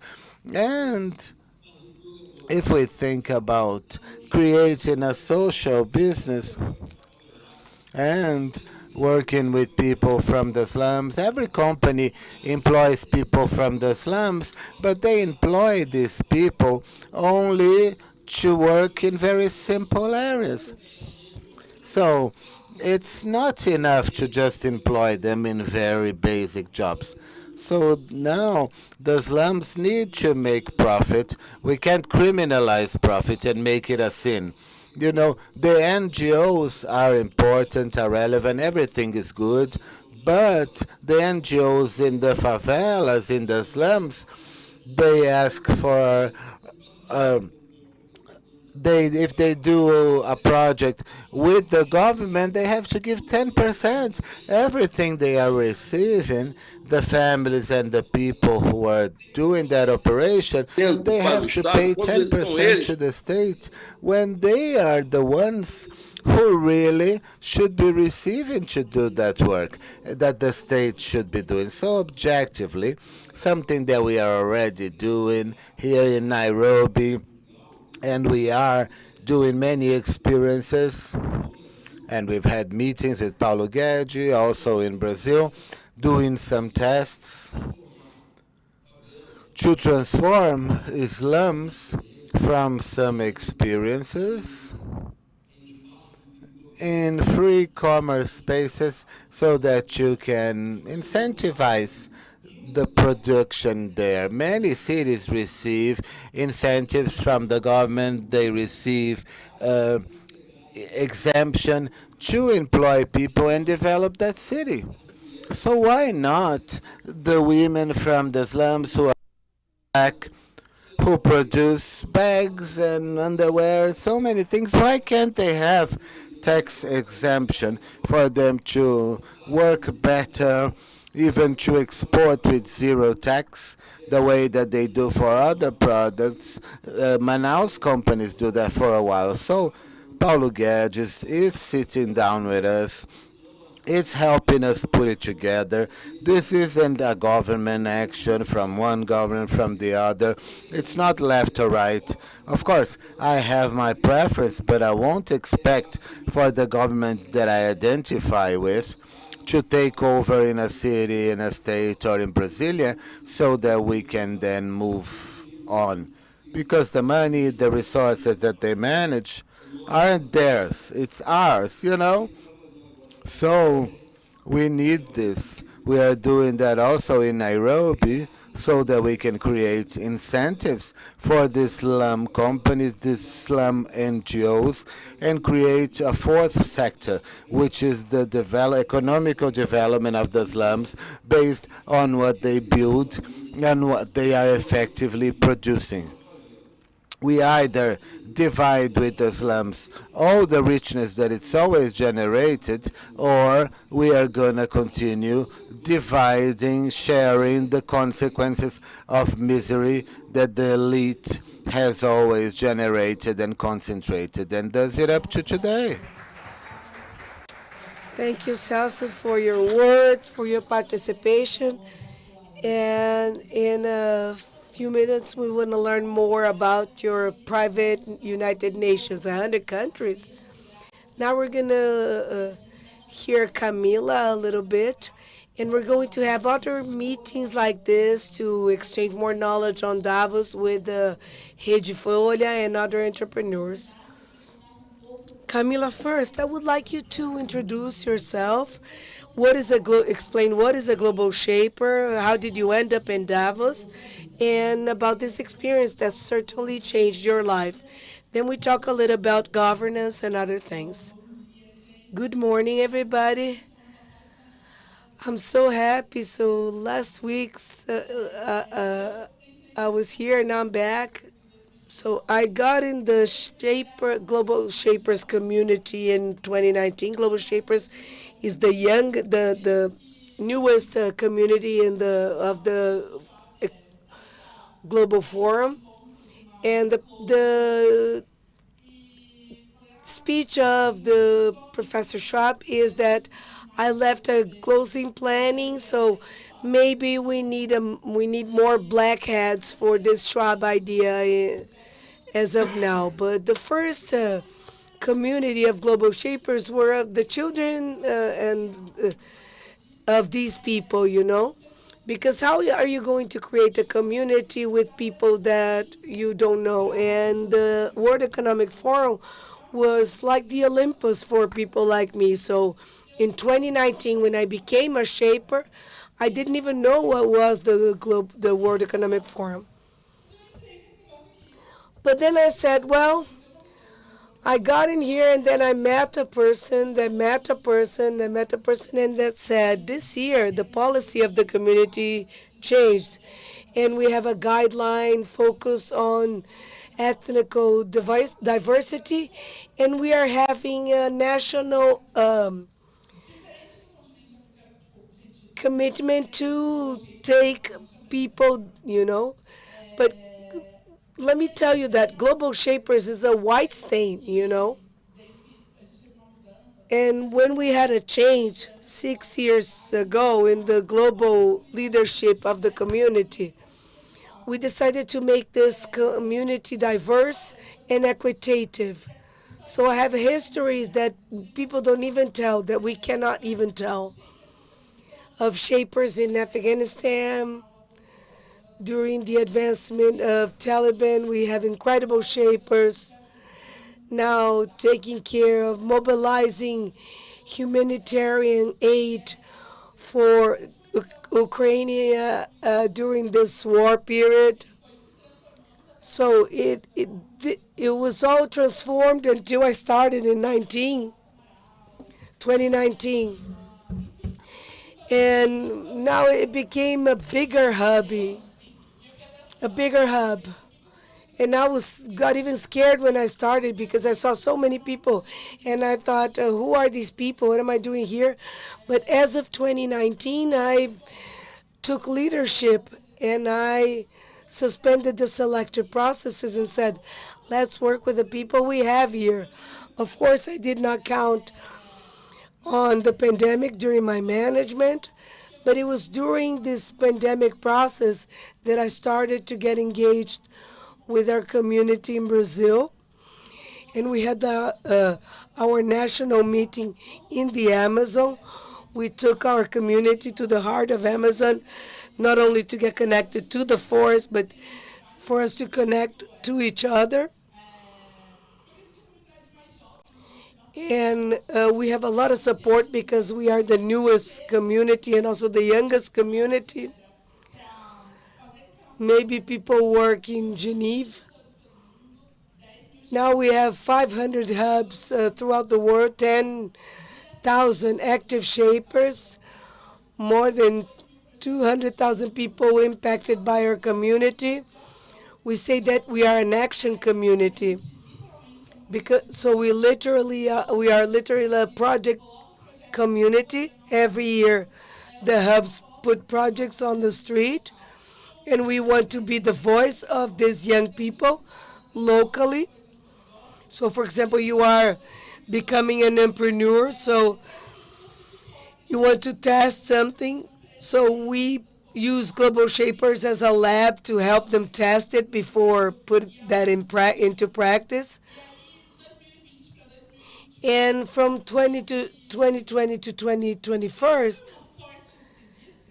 I was lucky to be selected to be part of a global task force. Many of you probably know, but several of the reports created by the World Economic Forum are built together, usually by the future councils. And Global Shapers had the opportunity to create an exclusive report about young people and about the future perspective of young people in the world as of COVID. So we dove into the last book of Professor Schwab, which was The Great Reset, and we wrote with 25 hands, more than 19,000 people participating in a global survey, 340 events. Only in Brazil, we talked to more than 40,000 people in all states. And we gave life to the Youth Recovery Plan that has 40 call to actions and several stakeholders for them to connect to the needs of the young people to recover the world after COVID. And this was the work that brought me close to the global community and to Global Shapers throughout the world, and helped me grow in the Brazilian community. So the Brazilian community has activities in the Global Economic Forum, and this year I got the invitation. Of course, they select 50 shapers every year based on their professional status, but of course also on how you serve the community. Now I am what they call community champion, which is like sort of a regional leader. So I provide support to Brazil, and so we have 15 hubs, and we're open more. So if you are in a capital that still doesn't have Global Shapers, I'm looking for founding creators, okay? So our community in Brazil is growing, and we are in a total more or less 350 shapers. And then I said, I want to go there. I'll accept the invitation. And of course, there's preparation. We attend some sessions to understand how the space works.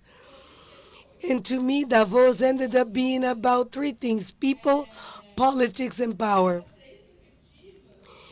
And in these three perspectives, I went with these very nice people there. I saw that everybody, a little bit frowning. People were too connected to their own agendas, to establishing new connections.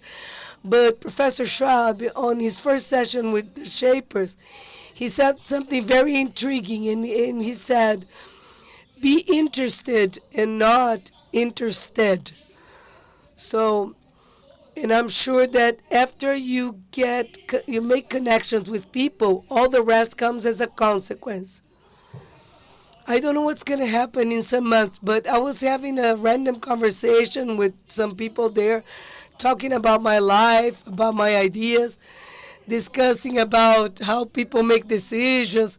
I always started a conversation asking people, what's your framework to make a decision? And then I talked to these people, and then I noticed that all of these people could change my my life. And then after that, I got a proposal of a full scholarship in one of the best recognized universities in the world. So there were people that got investment. There were people that unlocked money that was held in their country. But this community made all the difference to me there. We had two clear missions there. We wanted to be present, but we also wanted people to feel good by our side. There was no space where the Shapers stepped in, where people didn't want to be close, didn't want to exchange ideas with us, understand how we got there. And the Global Economic Forum prepared to us a very important agenda. Not by chance, Andrew, that is the general director of the event itself of the Global Economic Forum, had a panel with the Shapers and created an event called Meet the Leaders. Of course, they had agendas with their units, with the HI cells, with the fellows of the Schwab community. But we had meetings in which we could take off our shoes, sit down on the floor, and at the same time we were discussing business and understanding people's lives. So I've always said that I could be myself anywhere, and in Davos I discovered that many people can't. A friend of mine asked a guy, an older man from the Emirates, and we asked him how many times he had been in Davos. He said 36 times. This is the 36th time that I'm here. He said, because it's not everywhere I can talk to my friends without having an agenda backing me up, or, it's not that they are not negotiating, but there everybody is the same. One of the women I met in one of the aisles, she looked at my badge, and and she said, yeah, your badge is just like mine. We're going to the same place, I believe in those who brought you here. So people are all the same. People are there because the life of these people was traced, and you reaped good results, and you are there, and we feel that we're there for a reason. So it was hard for me to believe that I belonged there, but finally I understood I did. So it was 144 content that is going, because you want to be everywhere. You want to keep jumping from one room to the other. I went to 16 sessions, and I did not talk in only one. So it's a little bit of that, and Switzerland is wonderful. We enjoyed that as a group. So talking about politics, how do I go back? In politics, I won a book from the president of Colombia talking about great things. Professor Schwab had an open plenary from a panel about the lack of trust from youth in global leadership. So it's important for them to listen to young people and support them. In this panel, A great friend said something that really got to me. It's about the trust. You can watch this video. She said the climate crisis is the second wave of colonization, and nobody really paid attention to that. But the raw materials for green technologies are in the most affected places by change, by climate changes, and we talked about this. And there was no panel that I intervened without seeing, if people were affected by the solutions. Sometimes people answered, some people joked, sometimes I had more questions than answers. We live funny things. That gentleman there, he is the mayor of London. And it was so funny because I was trying to take a selfie with a friend and he took a picture. He offered himself to take a picture of us. And then I didn't know who he was. And then, one person asked for a picture and then it becomes a group picture. He took a picture and then we thought, no, let's ask the person to take a picture with us as well. And then we asked him and he said, hold on, I need to change my credential. So he gets a big star with diamonds. It's a present from the Queen Elizabeth when he was nominated the mayor of London. And then he presented himself and then said, oh, there's a shaper from London that I want here to connect with you. So being part of a community that's going to talk to you in a room full of opportunities. So every time we hear and the program that something was launched, it related to somebody's agenda from our team. So we moved forward. We went around the Congress Center. We made a connection because sometimes may not be for me, but if it makes a difference in staff's life, it makes a difference in mine. It's also about power of making people see you for what you are. Here in this scene, we had just finished the Yo-Yo Ma concert. Get ready. Yo-Yo Ma is coming to Brazil with me. We arranged that. And we're going to have a concert with indigenous musicians from the Amazon. It's going to be super cool. We left Yo-Yo Ma concert and I talked to people. And then you were in the Congress Center for 8 hours or the side events. How do you do that afterwards? And the responsibility. Well, if you don't perform well here, there will be no shapers in Davos. So after the pandemic, we had to make our presence be well seen, and we had 10 shapers in the delegation.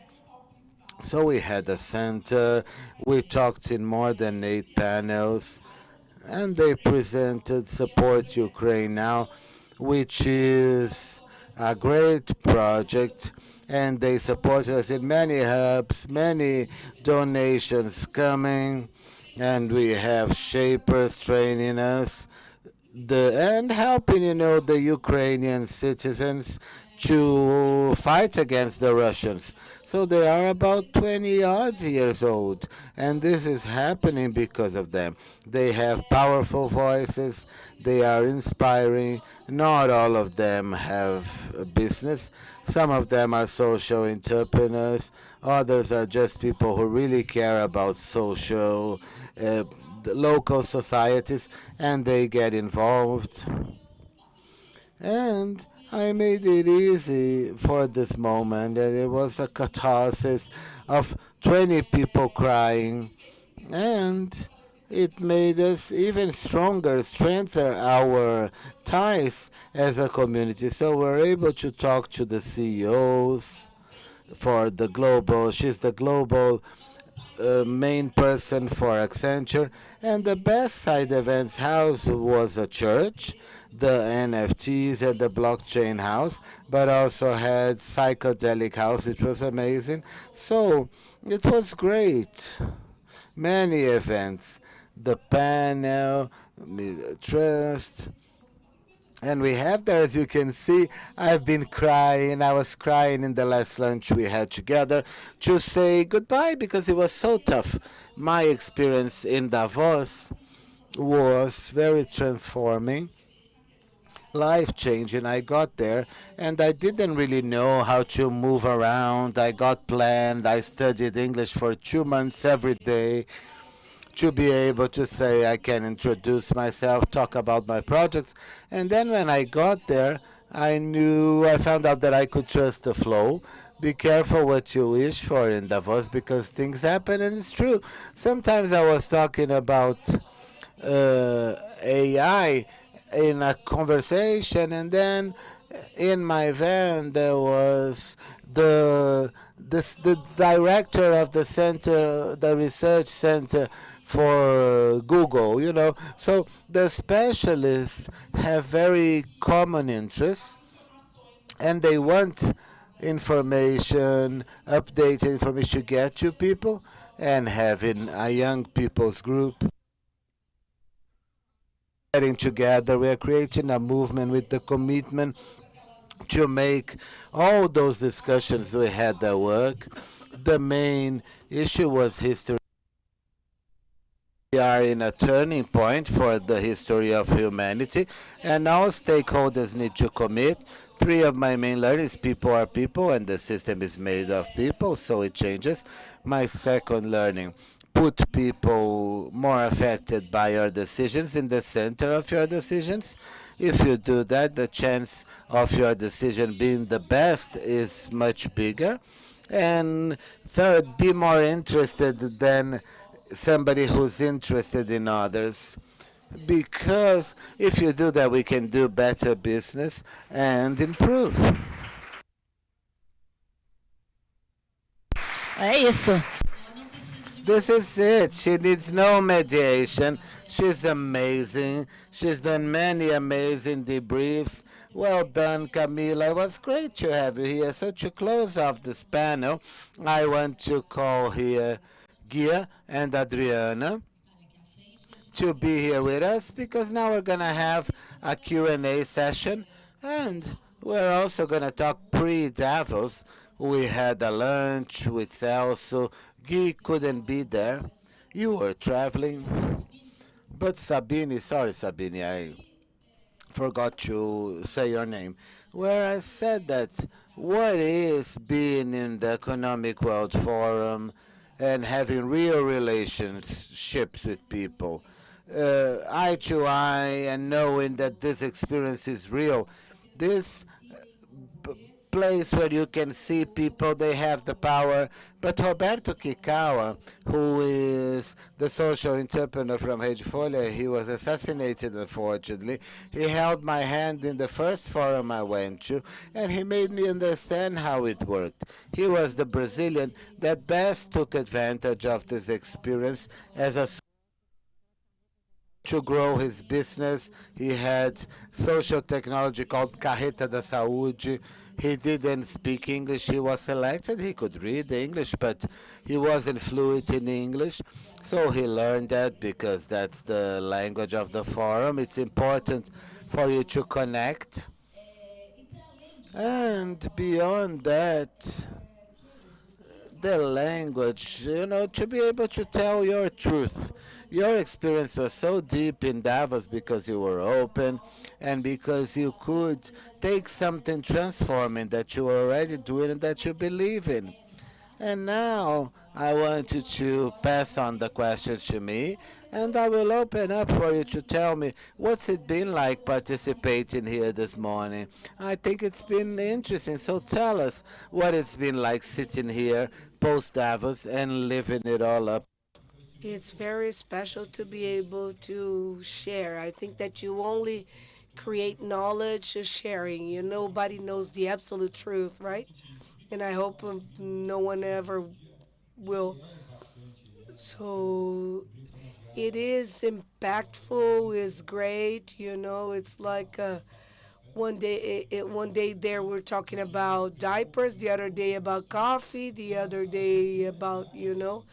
So this dynamic thing, this thing that we change every day, and people that are with us believing in Boomera, and now with a large group like Ambipar stepping in, and being able to share what we talk to other people, how many times we talked here during the coffee break. So we are having great ideas to share even more knowledge than we shared here.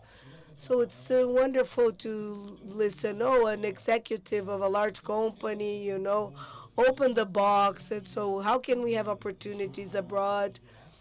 So it was very nice to do that. And so we did that drinking beer and, there, and it was excellent.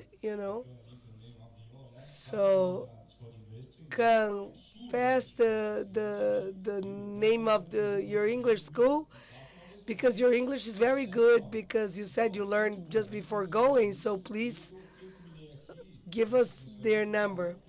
But what I decided here before we started the event is that we cannot wrap up here. We have several histories interesting. And I apologize about the technology stuff, because the problem of the technology was in Egypt, because all the others worked, so it wasn't Brazil. So I think that this exchange has to happen frequently so that we can improve. Well, Eliane, to me, it's about being grateful and being inspired. Because we did not get here alone. We got here with several partners that we have here, with whom we had the happiness of sharing this moment. And just like he said, when he got there, where's Brazil, And I think that Brazil has a lot of good things. So we as entrepreneurs, shapers and all that, we have the role to influence other shapers, other entrepreneurs that are here, showing them that this is possible, because we have a country that is great with opportunities that very few countries have. So I think that we have to set as an example. So to me, it's about being grateful and inspiring. I was very excited about what Camila said, because Camila and I, we are married, and we walked hand in hand, holding hands in Davos, and we said, "There's no love here," all those Europeans. And when we sought affection and smiles, there was always a Brazilian person involved. So if they were not present, if Brazilians were not present with large institutions and all that, we were present with this power that we have about being emotional.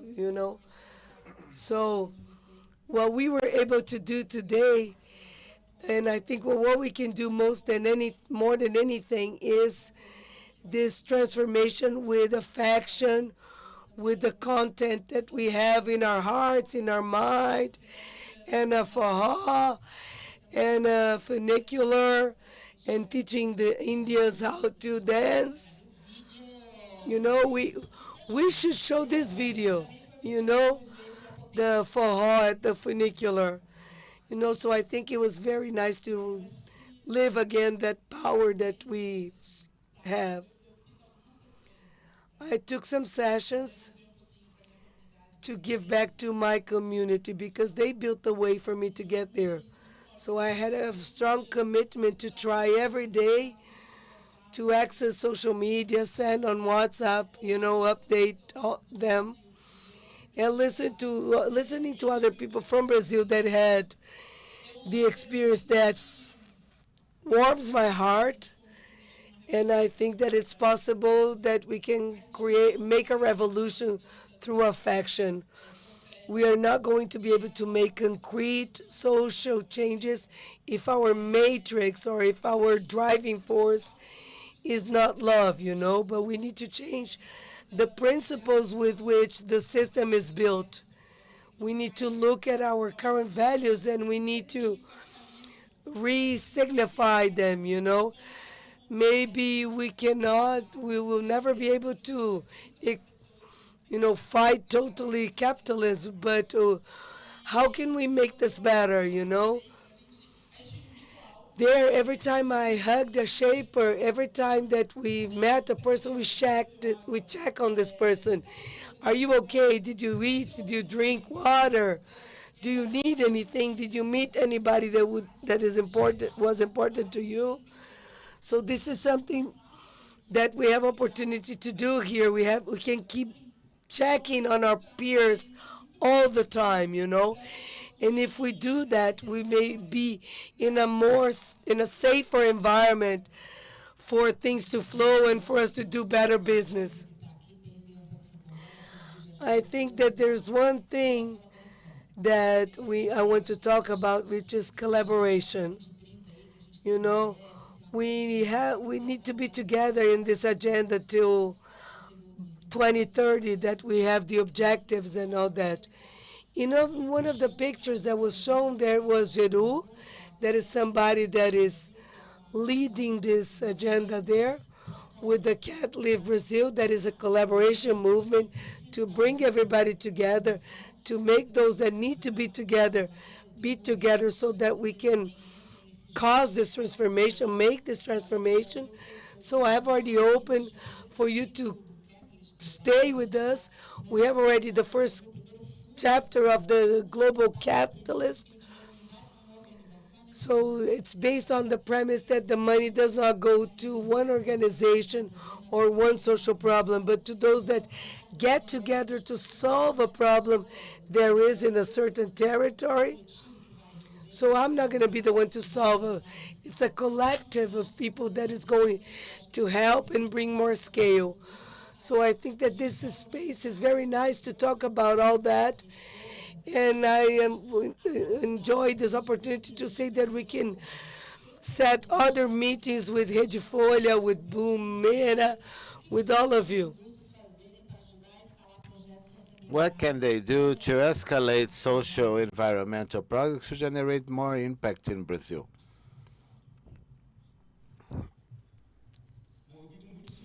I live in, this industrial environment. I've always liked to understand how things work. And what I've been seeing in these 10 years with Boomera is that in the past it was more a need, fix this environmental thing, get out of here and put things here, within the law. Now, it's a performance indicator.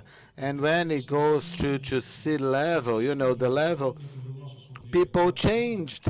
Why are people changing? Did they just wake up and say, now I'm green? The perception of empathy in Brazil has changed. People became human beings again. Unfortunately, somebody lost someone close. It's impossible to live what we lived through.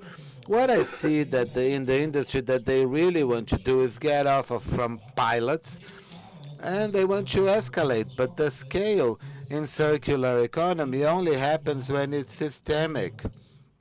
It won't happen with individual market. Just say, look at my brand, it's great. It's not sustainable. So what we've learned, and we are learning, and I learned there, it's that when the nation is growing, I always say if there is no competition, there's cooperation. So that's what I'm seeing. People are more open to sit with a pseudo competitor and say, come on, we're creating a problem for society. You have a pen there, I have a pen here. And how can we really deal with things and not just calling, just thinking about what we want? It's still a bit slow, but it's happening. And you shouldn't, I can't appear on that picture. Nowadays, things are different.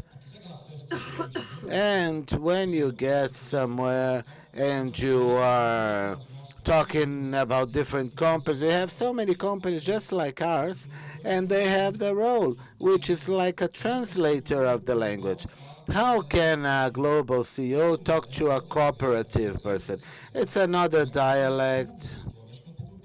How do we plug in this story? And it's important to make connections, These connections are very important.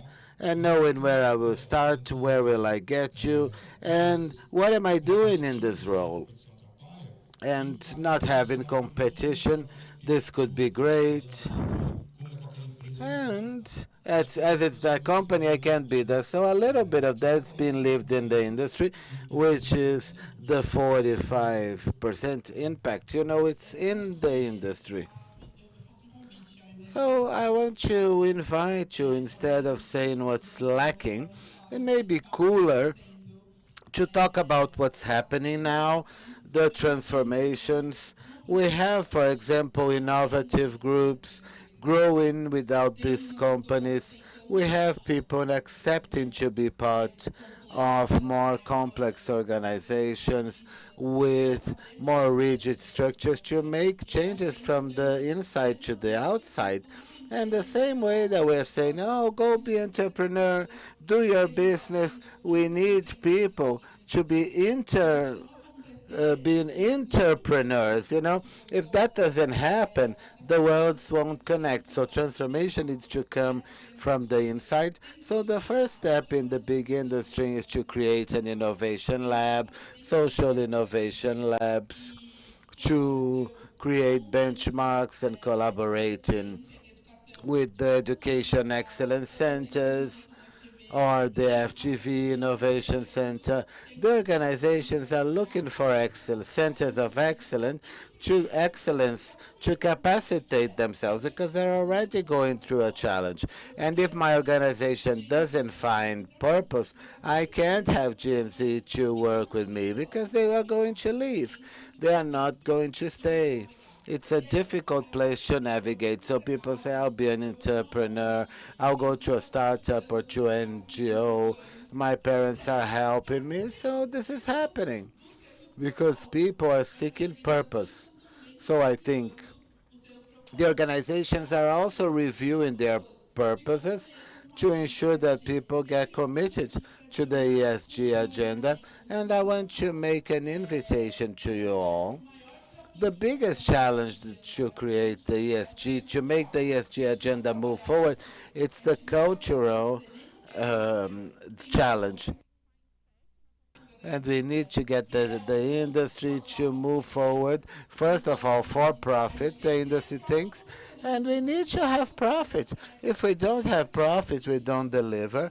But 80% of the formal jobs in the world are made of small and medium business. How do we make the small business join? And if the small business doesn't think about ESG, you can't really think about it. They are generating impact more than the big industries, except the people who are polluting. And is the big business making a difference?